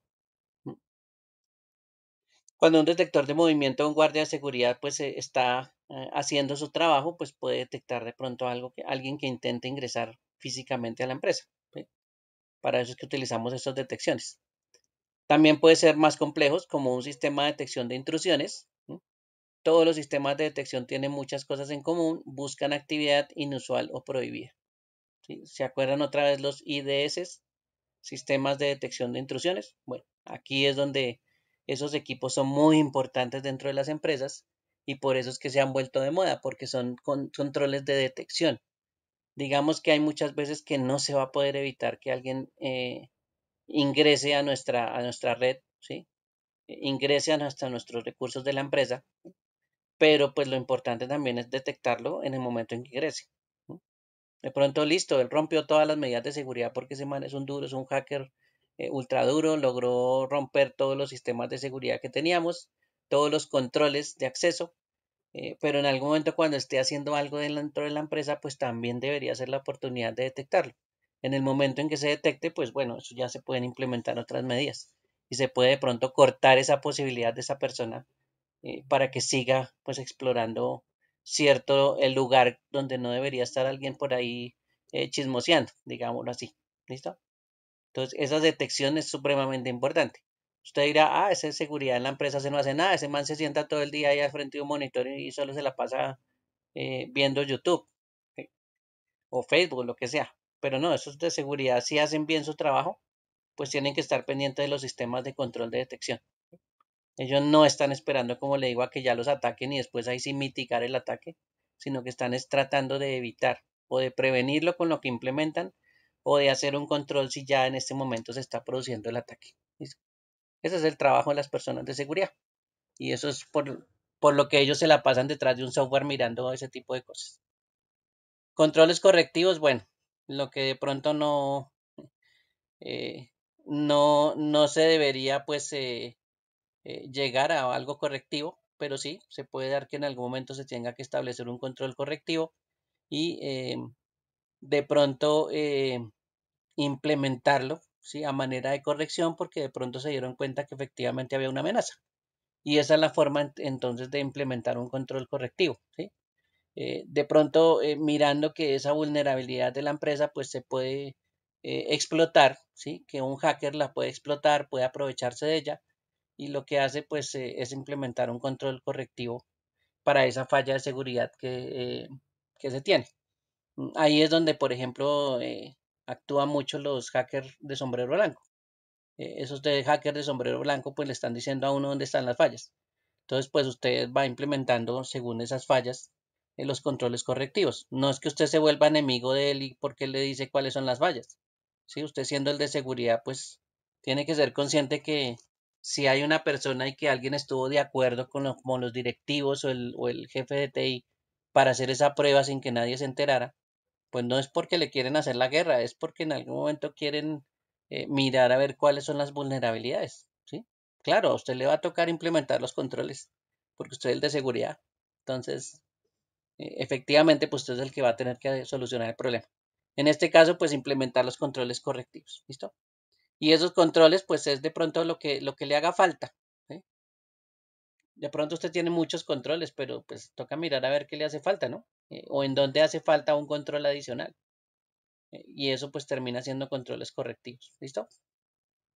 Bueno, controles de recuperación. Bueno, la recuperación implica volver a un estado normal. ¿Sí? Entonces hay que tener pues un método eh, para recuperarse. ¿Listo? Eso es algo de las cosas más importantes. Los controles de acceso a recuperación restauran recursos, funciones, capacidades después de una violación de la política de seguridad. Esos van después de. ¿Sí? Los controles de recuperación pueden reparar el daño, además de detener cualquier otro daño. Estos controles tienen capacidades más avanzadas sobre los controles de acceso correctivos. ¿Sí? Porque esto ya se produjo el daño, ya nos atacaron, ya entraron, ya hicieron lo que quisieron con las políticas de seguridad, violaron esas políticas de seguridad que usted implementó en algún momento y pues ahí ya toca empezar tener, pues, después del ataque, un control de recuperación. ¿Sí? Por aquí dice que hay operaciones de respaldo y restauración, como por ejemplo implementar la recuperación con los backups. ¿Sí? Esa es una forma de restaurar. Sistemas de activación de tolerancia a fallas, agrupación de servidores, seguimiento de bases de datos, software antivirus. Esos son elementos que en algún momento me van a permitir recuperar después de un ataque. Uno dirá, ay, pero es que ese antivirus no lo detectó, pero puede ser que el antivirus sí pueda detectarlo posteriormente y eliminarlo. Ya sabiendo pues cuál es el ataque, de pronto hay algo que cambia en el antivirus o algo que podemos cambiar y ahí el antivirus pues de ahí en adelante sí lo va a poder detectar. Y nos va ahora sí detectar pues todos los ataques que teníamos anteriormente. Controles compensativos implican compensar algo. Los controles de acceso compensativos ofrecen opciones a otros controles para fomentar el cumplimiento y respaldo de las políticas de seguridad. Un control compensativo también puede ser eh, una sustitución utilizada en lugar del control que no es posible en determinadas circunstancias. Por ejemplo, una organización puede no tener un perro guardián, entonces implementa un detector de movimiento con un reflector y un sonido de ladrillos. Reemplazo. Compensa. No tiene algo, pues implementemos otra medida de seguridad que de pronto pueda compensar el que nos hace falta. Entonces, pues ahí están los controles que en algún momento podemos establecer. Más políticas de seguridad, sí, si hacía falta, o podemos variar la política de seguridad que tenemos implementada porque pues nos hace falta algo, pero pues no siempre es esa misma política la que debería pues de pronto controlar un acceso, sino que podríamos implementar otra cosa diferente. Supervisión del personal, monitoreo, procedimientos de tarea de trabajo. ¿Listos? Esos son varios tipos de controles para que se den cuenta que hay ciertas medidas de control que nosotros podemos empezar a implementar. ¿Listo? Para hacer pues muchos de los trabajos que tenemos que utilizar aquí en seguridad. Por ejemplo, la protección es algo pues muy importante en la seguridad. ¿Sí? Y uno de los métodos de protección implica de pronto ocultar esa información que es bastante crítica eh, a la empresa. ¿Sí? Esos datos que en algún momento son críticos porque esos allá ahí tienen todos los contratos de la empresa de aquí al siguiente año. Ahí de eso dependemos como empresa porque nosotros ofrecemos servicios y resulta que ahí están todos los contratos, los servicios de los clientes. Entonces, pues eso es información muy crítica, es una información que uno debe proteger. ¿Sí? Y formas de protegerlo, pues bueno, podría ser ocultando los datos. ¿Sí? Una de las formas de ocultar los datos es un proceso de enmascaramiento de datos. ¿Listo? Y el enmascaramiento de datos, pues es una tecnología que protege los datos al reemplazar la información confidencial por una versión no confidencial. La versión no confidencial se parece a la información original. Esto significa que un proceso comercial puede usar datos no confidenciales y no es necesario cambiar las aplicaciones de respaldo o las instalaciones de almacenamiento de datos. ¿Sí? Va a parecer que efectivamente es el original, pero pues no. En caso de uso más común, el enmascaramiento limita la propagación de datos confidenciales dentro de los sistemas de TI al distribuir los conjuntos de datos sustitutos para la prueba y el análisis. Entonces, ahí está mostrándole pues los otros datos, digamos, ficticios para que haga otro tipo de tareas por si de pronto pues es necesario enmascarar esos datos o ocultar esos datos reales. La información puede estar enmascarada dinámicamente si el sistema o la aplicación determina que una solicitud de información confidencial del usuario es arriesgada. Quiero traerme los contratos de aquí al 2023. Eso sería una solicitud de información pues delicada, ¿sí? Y si el sistema es capaz de determinar que esa solicitud es como arriesgada y de pronto es un usuario que, bueno, hace más que el riesgo se note, pues bueno, podría ser que el sistema haga ese tipo de enmascaramiento de datos. ¿Listo? Por aquí hay unas técnicas que mencionan de sustituir, bueno, sustituir, desplazar, anular, esos son elementos que por lo general se utilizan. La sustitución, que era la que reemplaza los datos, ¿no? Esa es una forma pues de mascarar los datos, reemplazarlos y hacer parecer pues a una persona que los está consultando, pues que esos son los auténticos, ¿sí? Pero pues son datos reemplazados, ¿sí? O hay valores de esos datos de pronto que están reemplazados y pues ahí sí la sustitución pues haría su función de enmascarar pues los datos importantes, porque no los mostraría, ¿no? Hay otro que dice el desplazamiento deriva un conjunto de sustitución de la misma columna de datos que un usuario desea enmascarar. Esta técnica funciona bien para la información financiera en una base de datos de prueba. Desplazar la información de posición. Básicamente eso es lo que nos está contando ahí. Podría ser que ese desplazamiento de posición pues haga que varíen ciertas cosas que se están consultando y pues de pronto no haya coherencia en los datos que se están consultando. Entonces ese desplazamiento también podría funcionar. La anulación aplica un valor nulo a un campo específico, lo cual evita completamente la visibilidad de los datos. Un valor nulo es como, por ejemplo, cuando usted tiene por aquí Excel y usted deja, aquí le dicen tiene que colocar números, ¿sí? Y usted ni siquiera deja un cero, usted ni siquiera deja el cero. Y pues la obligación de ese espacio es que tenga por lo menos números, pero usted le deja así vacío. Entonces ahí dice, bueno, no tiene un cero siquiera, ¿sí? No tiene números, que era lo que lo debería tener, aunque sea hasta el cero. Entonces en este espacio ese valor puede ser nulo, ¿sí? Nulo no es lo mismo que cero. Ahí hay una diferencia también en los datos y ese valor nulo no es que sea un cero realmente, ¿sí? Y ese valor nulo pues en algún momento hace que las personas que están consultando esa información pues puedan recibir de pronto una respuesta que no desean, ¿sí? O que haga cambiar de pronto una consulta de información en una base de datos. Entonces, esos espacios, hasta un campo de ese tipo, pues puede causar que un atacante, pues, eh, consulte algo y precisamente no le salga la respuesta que necesita. ¿Sí? Esos son pequeños detalles también que se podrían implementar. Bueno, este que se llama la esteganografía. La esteganografía oculta datos, el mensaje, en otro archivo, como un archivo de texto gráfico, de audio u otro archivo de texto. La ventaja de la esteganografía con respecto a la criptografía es que el mensaje secreto no atrae ninguna atención especial.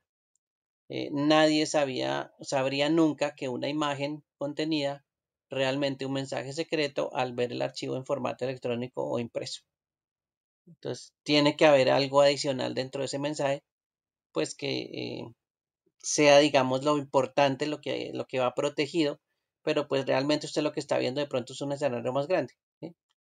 Usted de pronto quiere ver lo que está aquí en el centro de esta imagen, ¿sí? O de pronto está viendo una perspectiva por aquí, un puntico como clarito, que eso es lo que usted quiere ver, pero pues realmente a usted le están pasando una imagen gigante y pues tendría que acercarse mucho para ver de pronto un dato que está oculto, ¿no?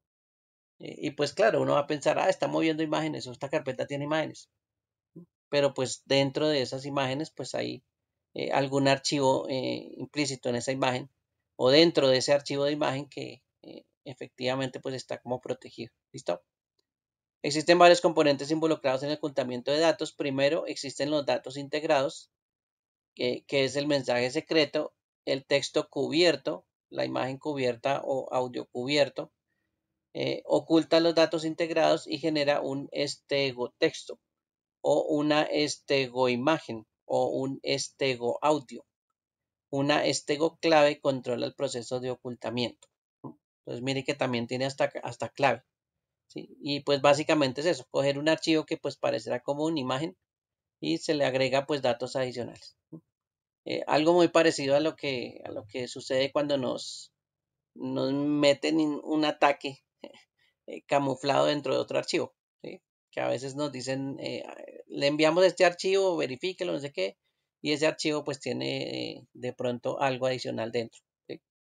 Que a veces pasa con algunos archivitos con que nos atacan, que tiene algo pues adicional eh, dentro, ¿sí?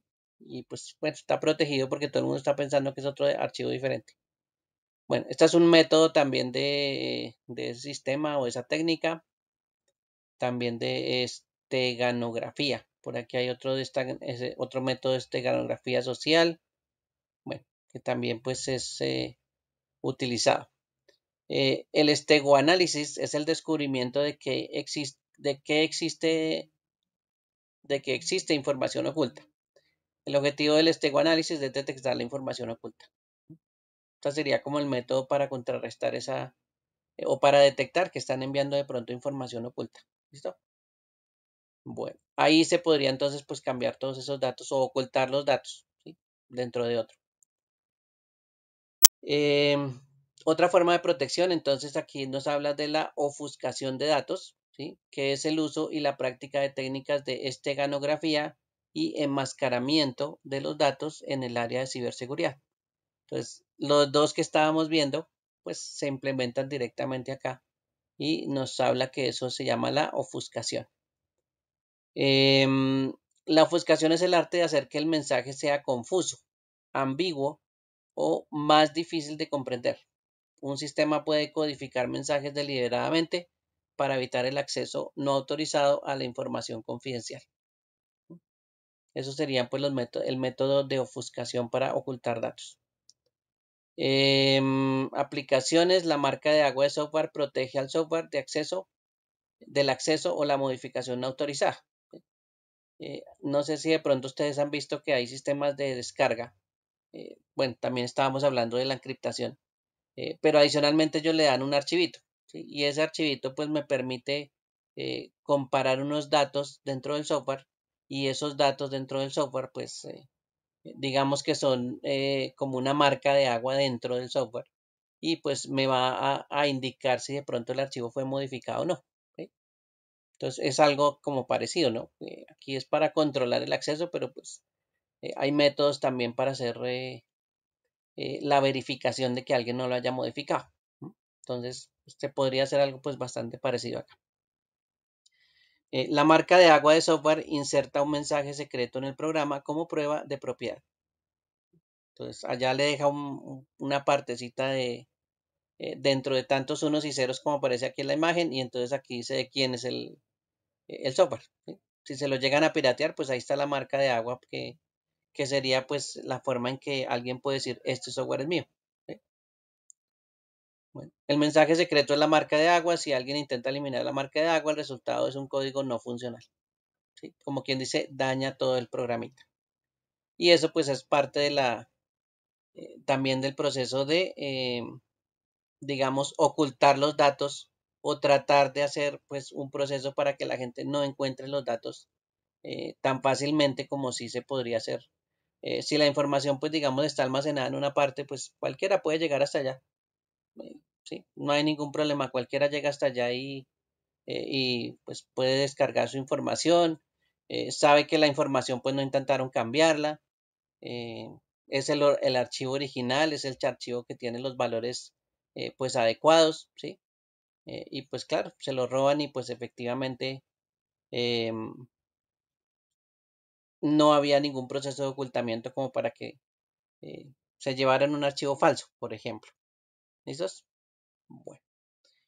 Em, Bueno, por aquí hay unos métodos para controlar algo que se llama la integridad de los datos. Bien, por aquí voy a colocar aquí este método que es bastante común.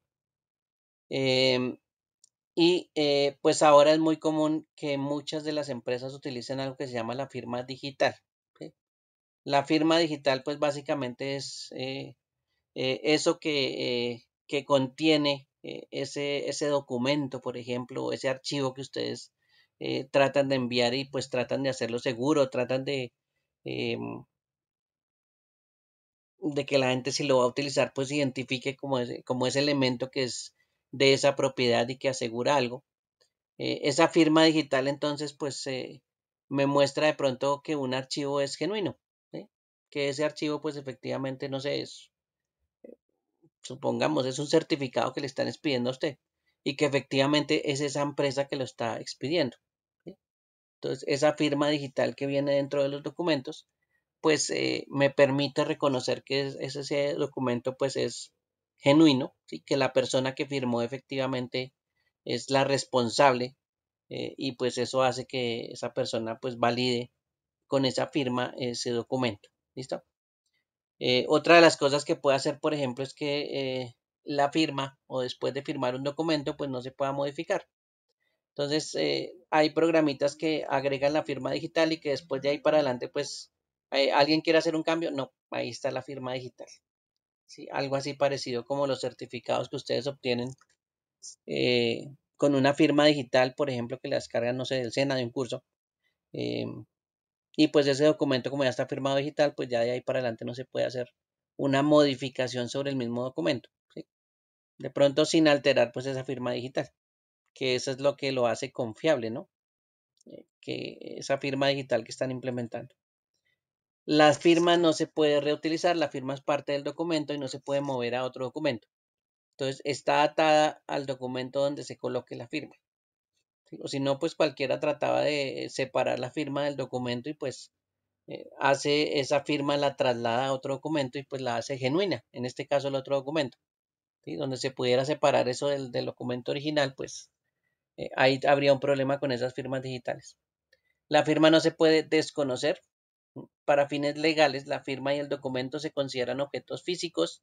Los firmantes no pueden reclamar después no pueden reclamar después que no lo firmaron. ¿Sí? Ya lo firmó así sea de forma digital. Eso para efectos legales es como si usted hubiera ido allá a, no sé, a una notaría, hubiera sacado el papel impreso y usted hubiera sacado su pluma y de puño y letra usted hubiera firmado. ¿Sí? Entonces, eso también es una de las ventajas de tener la forma digital. Usted ya no tiene que ir hasta allá al sitio a firmar. ¿Sí? Básicamente lo que usted haga con la firma digital, pues eso es su firma.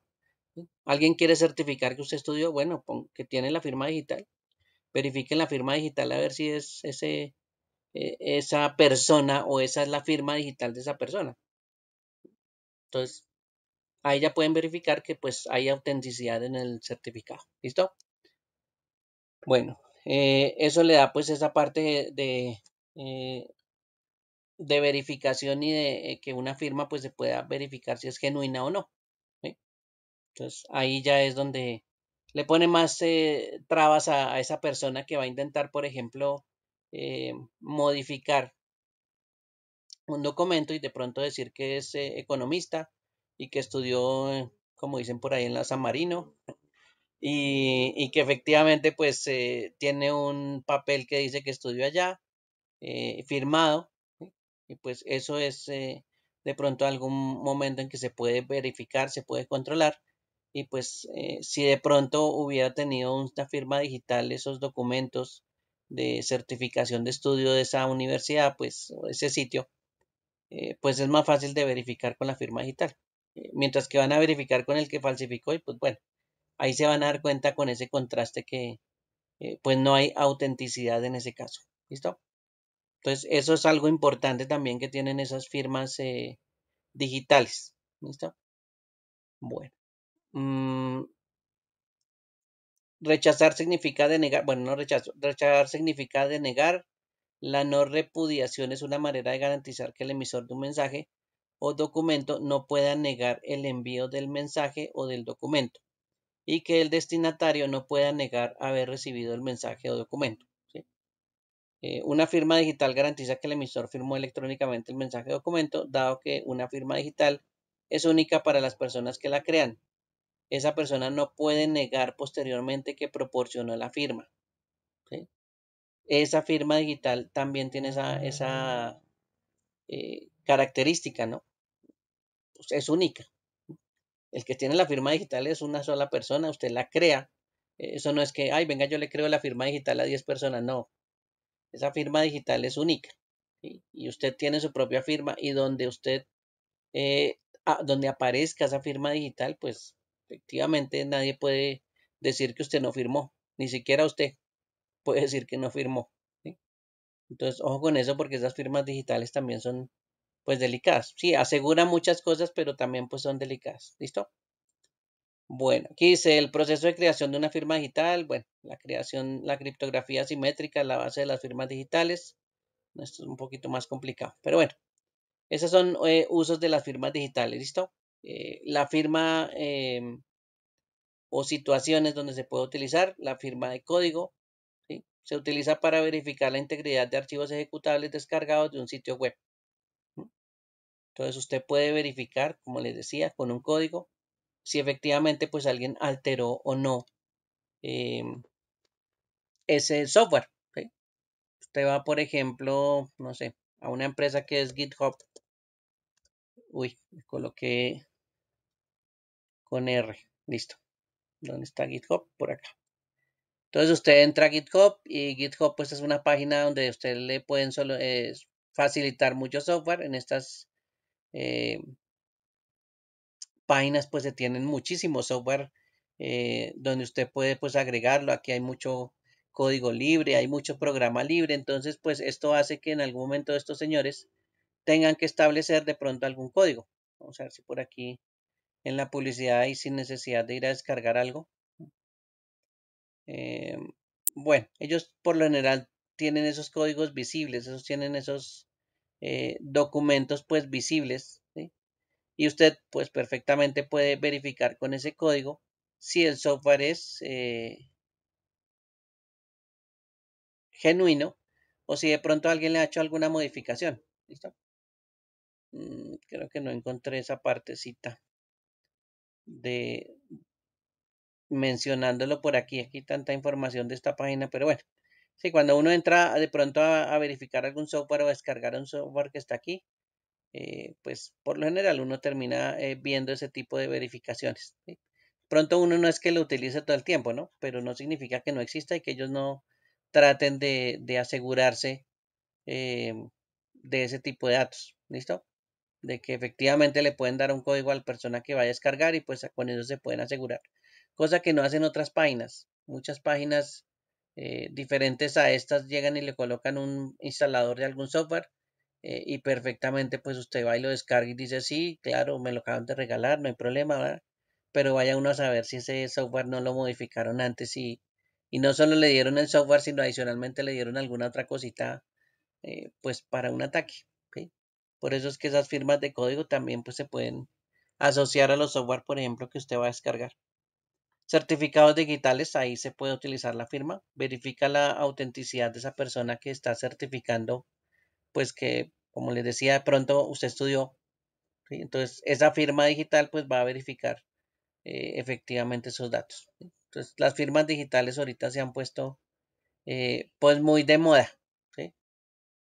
Dentro de dentro del establecimiento de documentos y transacciones de documentos que por lo menos se hacen de forma virtual. ¿Listo? Por aquí hay un ejemplo de un certificado, ¿sí?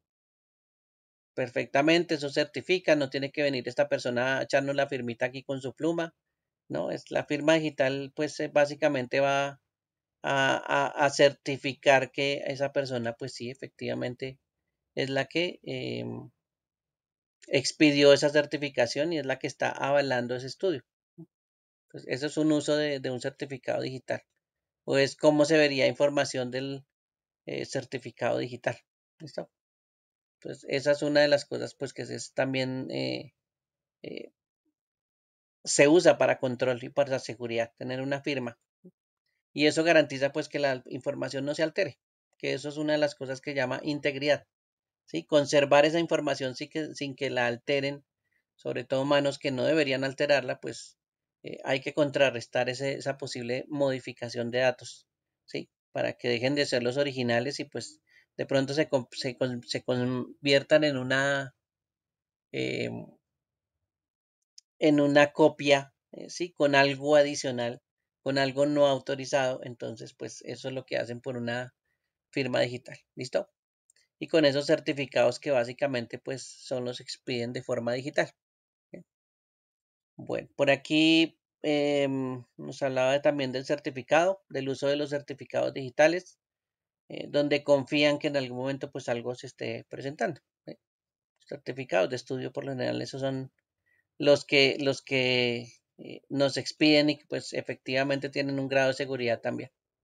¿Qué contiene un certificado digital? Bueno, siempre y cuando el certificado digital siga una estructura estándar, cualquier entidad podrá leer y comprenderlo, independientemente del emisor. ¿Listo?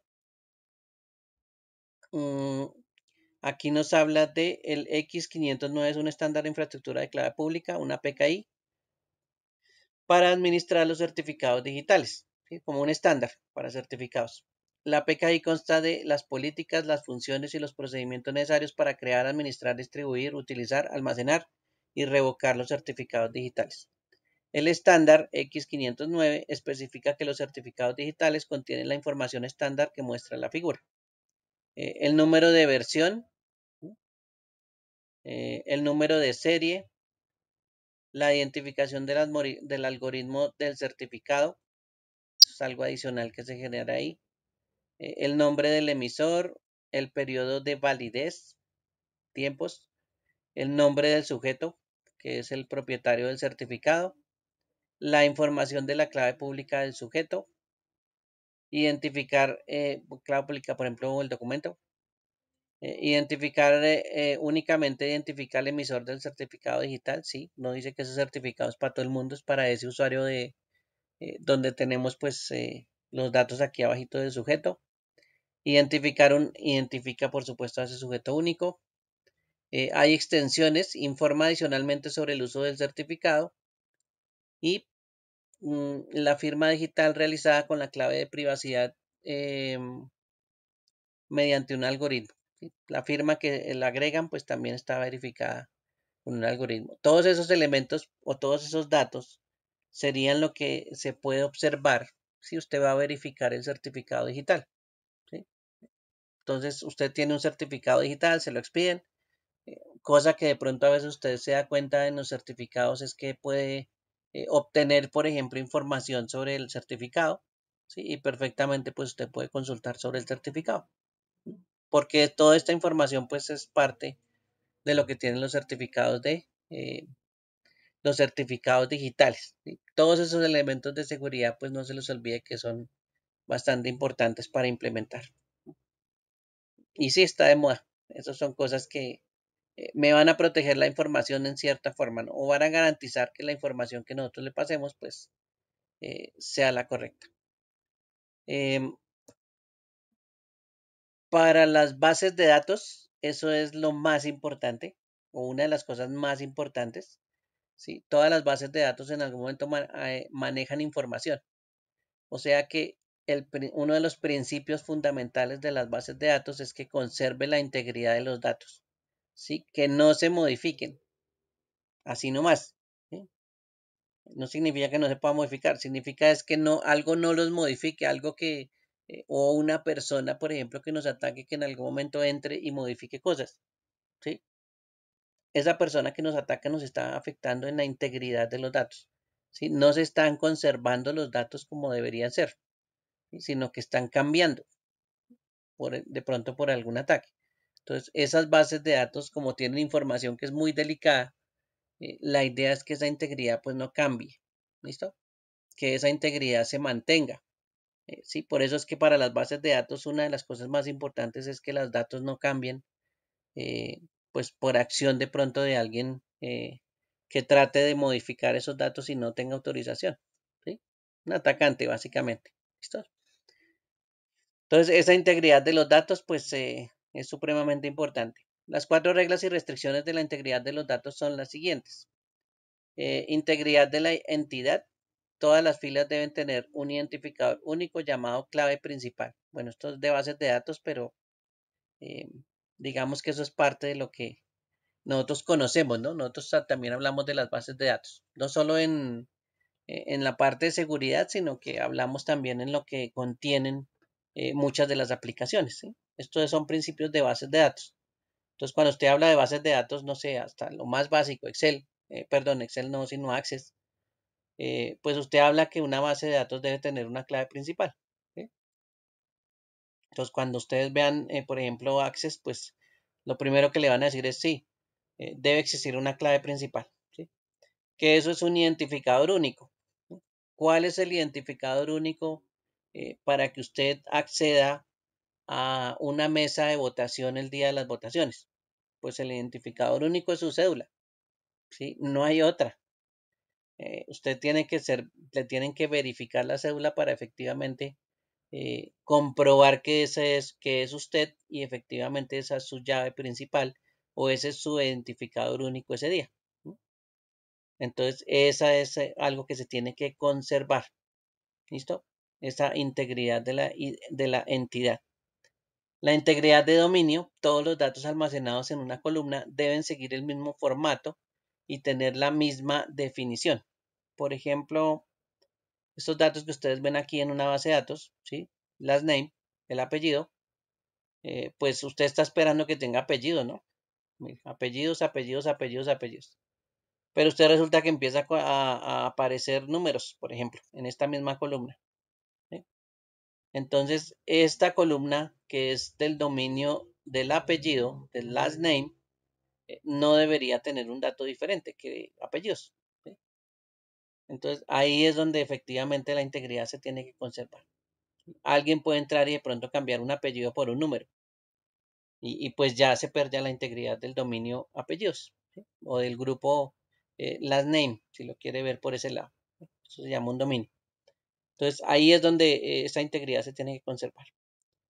Integridad referencial, ¿sí? Las relaciones entre las tablas deben permanecer congruentes. Por lo tanto, un usuario no puede eliminar un registro que se relaciona con otro.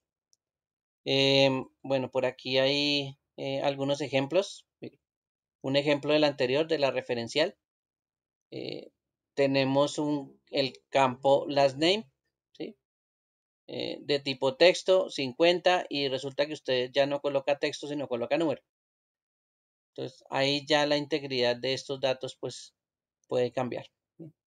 La integridad referencial pues hace que en algún momento haya relaciones, pero en distintos espacios de almacenamiento, ¿sí? Que haya una relación entre productos y las personas que nos dan esos productos, ¿sí? Usted tiene un proveedor, pues eso es el que nos está dando los productos y el proveedor pues me asigna un producto, ¿sí? O me vende un producto. Entonces hay una relación entre esos dos, ¿sí? Eso se llama una referencia. Entonces, pues, si hay algo especial, ¿sí? Dentro de esa referencia, y tenemos un montón de productos que están asociados a esa referencia, ese proveedor, pues imagínese donde una persona llegara y fuera capaz de borrar el proveedor. ¿Qué pasa con todos los productos que le hemos asignado o que le hemos comprado a ese proveedor?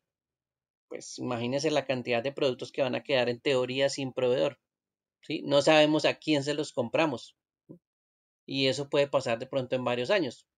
Entonces, imagínese que alguien pudiera borrar esa referencia, ¿sí? O quitar ese enlace entre esos productos y la persona que nos los vendió, ¿sí? Que en este caso sería el proveedor. ¿Sí? Entonces, esa referencia entre esos dos datos, pues debe existir siempre, pero pues donde se altere esa referencia, ¿sí? O esa relación entre esos dos datos, pues una base de datos también ya empieza a perder la integridad de los datos. La integridad definida por el usuario, un conjunto de reglas definidas por un usuario que no pertenece a una de las demás características, por ejemplo, categorías, perdón. Por ejemplo, un cliente realiza un pedido nuevo, como se muestra en la figura 4. El usuario primero verifica si este es es un cliente nuevo. Si lo es, el usuario agrega al cliente nuevo a la tabla de clientes. Esto es un proceso pues normal eh, que se puede realizar, ¿sí? Y también pues es parte de la integridad de los datos que nosotros tenemos. La integridad de los datos, como les digo, es supremamente importante para nosotros. ¿Dónde están almacenadas esos datos? Pues en las bases de datos. ¿Listo?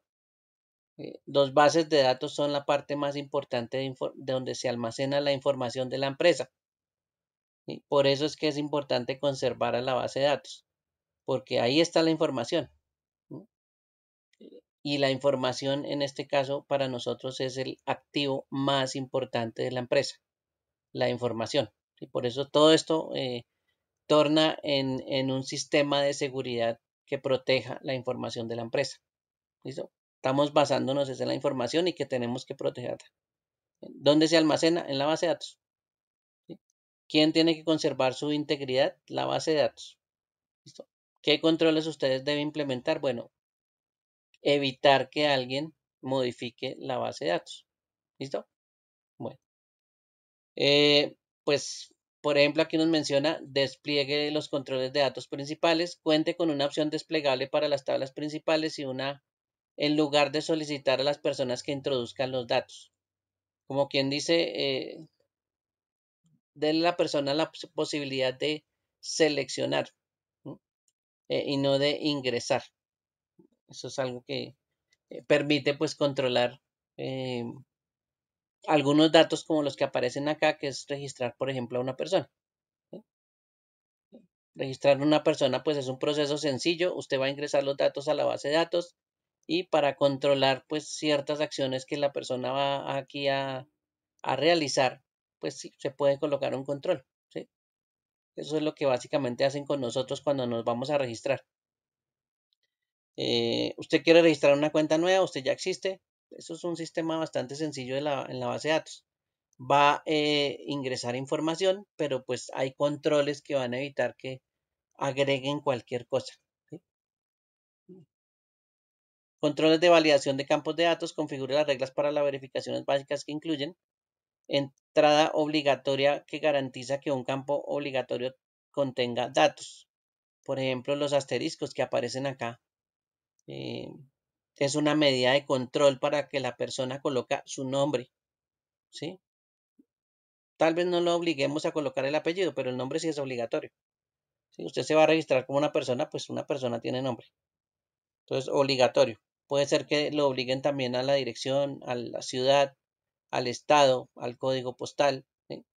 Al email para enviarle comunicaciones. Pero pues bueno, de pronto no lo obligan a que coloque el teléfono porque no quiere usted que lo llamen. ¿Sí? Pero el correo sí le va a llegar todas las comunicaciones. Entonces, habrán campos que efectivamente son obligatorios en las bases de datos. Con eso evitamos que los campos queden vacíos, ¿sí? Y en este caso, pues recuerden que la palabra en este caso se llama null. Entonces, las bases de datos, pues no deberían tener espacios nulos si no está configurado para eso. Para eso, pues, ¿cómo lo obligamos a que esos datos, pues, entren bien? Pues, oblíguelos a que lo coloquen, ¿sí? Oblíguelo a que esa persona, pues, eh, ingrese los datos que se requieren. ¿Listo?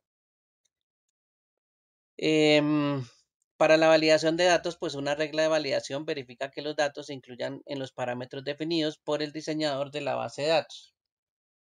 Una regla de validación ayuda a garantizar la integridad, la precisión y la coherencia de los datos. Los criterios utilizados en una regla de validación incluyen tamaño, formato, coherencia, rango y dígito de control. ¿Sí? Muchas veces cuando se hace pues digamos, o se ingresa información, hay personas que utilizan un dígito al final, ¿sí? Bueno, o al principio, y ese dígito de control, pues es eso, es un control para pues verificar que los datos que están anteriormente a ese dígito, pues sean los correctos, ¿sí? Que alguien no haya enterado, perdón, que alguien no haya modificado, no sé, un número, ¿sí? Que se considere que ese número pues no ha cambiado, ¿sí? Y pues cómo verifican que ese número no ha cambiado con un dígito de control. ¿Sí? Al final ese dígito de control pues puede significar algo, ¿no? Puede significar una operación adicional, puede significar que todos los números al final terminan sumando eso. Bueno, hay varias cositas que permiten hacer esos dígitos de control. Entonces todos esos datos que se están ingresando pues se pueden validar con ese tipo de información y así se asegura que toda la información que está ingresando pues sí, sea la que nosotros necesitamos en la base de datos. O si no, pues una persona entra a una base de datos y coloca cualquier cosa.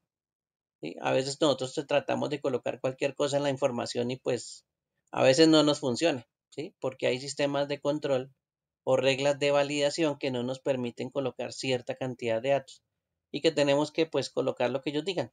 ¿No? Si dice nombres, pues no vamos a colocar números, por ejemplo. Esas son reglas que en algún momento tienen los sistemas para evitar que haya problemas posteriores en las bases de datos.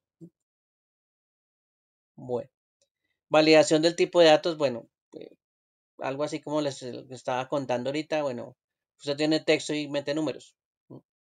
Eh, por supuesto, lo ideal es que usted le saque un mensaje y le diga, oiga, Aquí no van números, aquí usted tiene que digitar es texto, ¿sí? O no pase de ahí porque está validando el tipo de datos que usted está ingresando y de pronto usted no está ingresando su teléfono porque esos son números, ¿sí? Usted está escribiendo, no sé, apartamento, ¿sí? Pero realmente lo que tiene que ingresar ahí es el teléfono.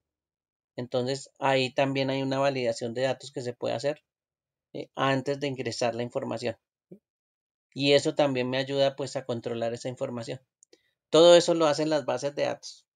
Y eso pues recuerda que es parte importante del trabajo de las bases de datos y la seguridad que tienen hechas. ¿Listo?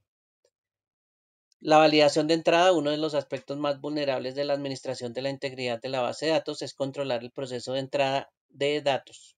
¿Sí? Entonces, como les decía, eh, una persona pues no debería ser capaz de llegar a una base de datos, ingresar a ella y agregar lo que sea, escribir lo que sea. Ni siquiera nosotros que pues no sabemos mm, qué es ni siquiera un ataque. Digamos, supongamos que no sepamos que es un ataque, pero pues intentamos ingresar a un formulario, ingresamos cualquier cosa. Eso sirve para nosotros, pero también sirve para personas que de pronto intenten atacar y cambiar la información, ¿sí? Porque muchos de esos ataques pues se basan en eh, enviar información pues que altere en algún momento lo que está dentro de las bases de datos, ¿sí? Es algo así como un confunde y reinarás, eh, pero pues con información que se envía a las bases de datos. Por eso es que eso es una de las formas de ataque pues más eh, utilizada en las bases de datos. Modifique los datos de la información, trate de enviar entradas que confundan a esas bases de datos y por supuesto al final pues cumplen su objetivo que es alterar la integridad de los datos en las bases de datos, ¿sí? De pronto con tanta información confusa que le enviaron pues la base de datos al fin y al cabo deja pasar de pronto algo que no debería y cuando lo deja pasar pues allá queda almacenado y empieza a perderse de pronto la coherencia de todos esos datos que tenemos ahí. ¿Listo? Entonces, esos son unos ataques que por lo general se llaman de inyección, ¿sí? Que son pues muy comunes para las bases de datos. ¿Listo? Hacer inyección se llama eso. ¿Sí? Bueno, en la base de datos pues también la importante es hacer detección de anomalías, ¿sí? Y pues se refiere a buscar esos elementos dentro de las bases de datos que de pronto hayan sido cambiados, ¿sí? Que sean valores que uno dice, bueno, aquí no debería estar esto. Entonces hay que también tener sistemas que verifiquen anomalías, pues para ver si de pronto por allá nos atacaron, alcanzaron, entraron con un ataque de inyección a nuestra base de datos y llegaron y la base de datos pues la confundieron, dejó pasar un archivo, se almacenó en la base de datos y pues la idea es que se pueda detectar porque ya se ocurrió el hecho, ¿no? Ya nos atacaron, ya nos modificaron la base de datos. Bueno, ahora cómo vamos a detener o cómo vamos a identificar ese ataque, dónde pasó y cómo vamos a verificar que efectivamente pues ahí es donde está ese ataque o ese punto donde se hizo la modificación de los datos. Entonces hay que también mirar ese tipo de comportamientos y fijarse pues en esas acciones que se rehacen en esos comportamientos extraños. ¿Dónde fue que atacó esa persona que hizo inyección? ¿A qué tabla de la base de datos afectó? ¿Sí? Eso es un comportamiento pues, que se puede analizar y empezar a ver esos tipos de variaciones o esas anomalías, esos comportamientos raros. ¿Sí? Nadie debería estar haciendo esa modificación en una base de datos, por ejemplo.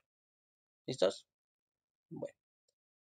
Eh, por aquí está la integridad de la identidad. La base de datos es como un sistema de llenado electrónico.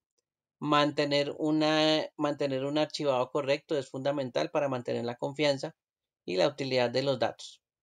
Las tablas, registros, los campos y los datos dentro de cada campo conforman una base de datos. Para mantener la integridad del sistema de archivo de la base de datos, los usuarios deben cumplir con determinadas reglas. La integridad de la entidad es una regla de la integridad de la entidad es una regla de integridad que afirma que cada tabla debe tener una clave principal, que era la que estábamos hablando, y que la columna o columnas elegidas pueden ser la clave principal, deben ser únicas y no nulas. Eh, Registro de votante de tal persona. Eh, Ernesto Pérez. y después permiten que el que va a digitar cuál es la cédula de Ernesto Pérez allá en la registraduría, pues entonces deje el espacio en blanco, ¿sí? Entonces, esa partecita que está ahí o ese ingreso de esos espacios en blanco o de ese espacio nulo no debería existir, ¿sí? Porque eso es un votante que tiene una entidad o que tiene bueno, una identificación propia, y pues esa identificación propia tiene que ser obligatoria, ¿sí? Para registrarlo como un votante, por ejemplo, ¿sí? Entonces, no debería existir en la base de datos la posibilidad de que alguien deje el espacio sin llenar, ¿sí? Porque ese espacio es supremamente importante. Entonces, ese espacio no puede ser nunca nulo. Entonces, o hay elementos que son pues muy importantes. En este caso, las llaves, ¿sí? O las claves primarias que ya habla por aquí, son elementos que son únicos y por eso es que no pueden estar vacíos. ¿Listo? Porque esa clave única, esa llave primaria de la que menciona ahí, pues es obligatoria tenerla. Entonces no puede faltar en algún momento. Como si usted le pusiera un código a muchos productos, pues ese código no puede faltar porque usted necesita identificar los productos. ¿Bien? Entonces imagínese donde hubiera un producto que no tiene un código. ¿Sí? Bueno, vamos a llevarnos ese producto, vamos hasta la caja y la caja empieza a mirar a ver si eso tiene código, no lo encuentra, entonces ¿qué pasa? Pues usted no lo puede llevar, ¿no? Algo así parecido. ¿Listo? Bueno, entonces las bases de datos pues tienen esa característica. Aquí hay un ejemplo de la referencial. Otro concepto importante es la relación entre los diferentes sistemas o tablas de llenado. La base de la integridad referencial es la clave externa. Una clave externa en una tabla hace referencia a la clave principal en una segunda tabla. ¿Cuál es la característica de esa relación entre estas dos tablas? Entre esta y esta. Es que en un lado existe una llave principal, ¿sí? Esta que está aquí. Se llama ID de la pieza, ¿sí? Como un código de una pieza que están vendiendo acá. ¿Y cómo se relaciona con la tabla de abajo? Pues esa llave principal ya no se convierte en llave principal en la otra tabla, sino que se convierte en una llave externa. Y ese caminito que yo estoy dibujando entre la principal o la clave principal y la externa, esto es lo que nosotros llamamos en bases de datos una relación, ¿no? O eso representa una relación entre esas dos tablas. ¿Listo? Entonces, eso se debe conservar. Por eso yo les decía, ¿qué pasaría si usted a un producto, digamos que estos son productos y estos son proveedores? ¿Qué pasaría si usted llegara y borrara, por ejemplo, todos los datos de un proveedor? Pues los productos todavía siguen acá, pero ahora no tienen el dato del proveedor, ¿sí?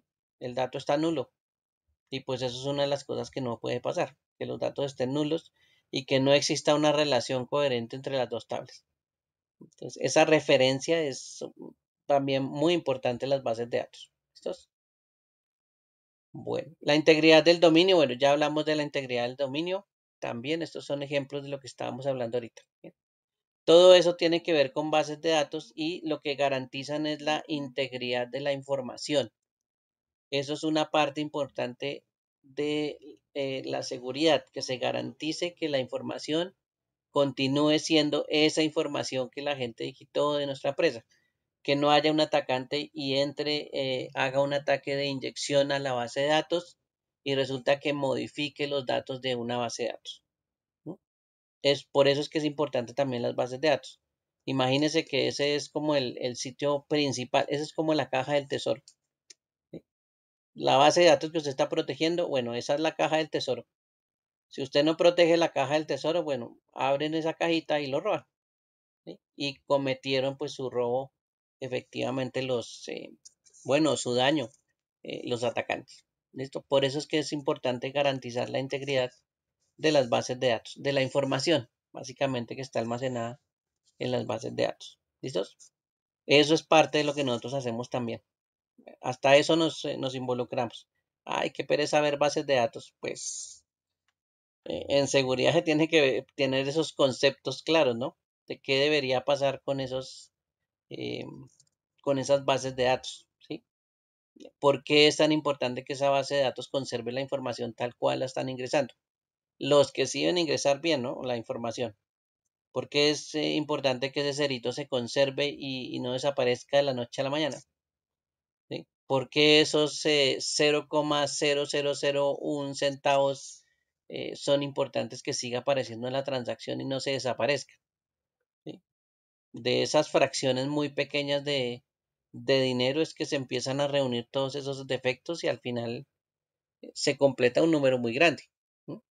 Y esa es una forma que también busca la gente, eh, pues, aprovecharse, ¿sí? De esa integridad de los datos que alguno dijo, ah, esos ceritos no es tan importante, y menos se tiene 0001.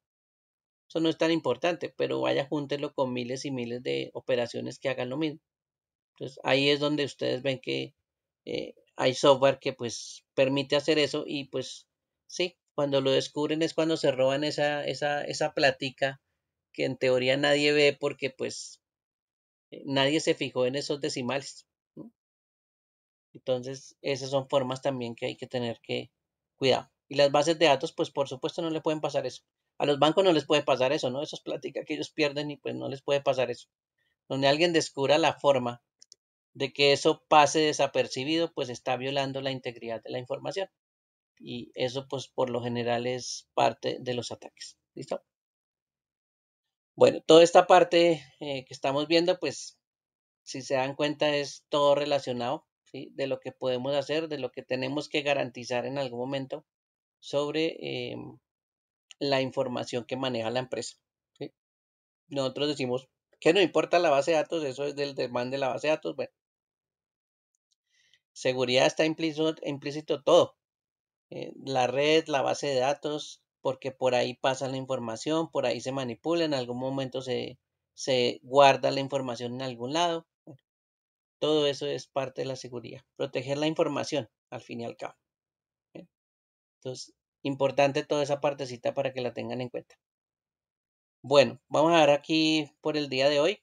Ya les hablé bastante, esto sí es bastante teórico, pero pues es para que también piensen que eso sí es muy importante. ¿Sí? La información es lo que tenemos que proteger, así que esto es lo más importante para nosotros, ¿sí? Proteger los datos de una empresa, si estamos metidos en la parte de seguridad. Bueno, de pronto no estamos metidos, pero estamos relacionados, pues también es parte importante. ¿Qué hace su empresa sin seguridad en la información? Pues perder plática. Y si pierde plática, pues hay despidos. Y si hay despidos, pues no falta que haya un recorte de personal donde caiga usted y pues por no ayudar a proteger la información, pues usted perdió su puestico de trabajo. ¿Sí? No es la responsabilidad de otro y pues allá él, ¿sí? Realmente es parte de lo que nosotros también tenemos que tener en cuenta. ¿Sí? La parte tecnológica está involucrada en eso entonces en general. ¿Sí? No solo el man de seguridad, sino que todos estamos involucrados en la seguridad en cierta medida. ¿Listo? Por eso es que hay que conocer todo este tipo de cosas. Bueno, ahora sí voy a tener la grabación. ¿Listo?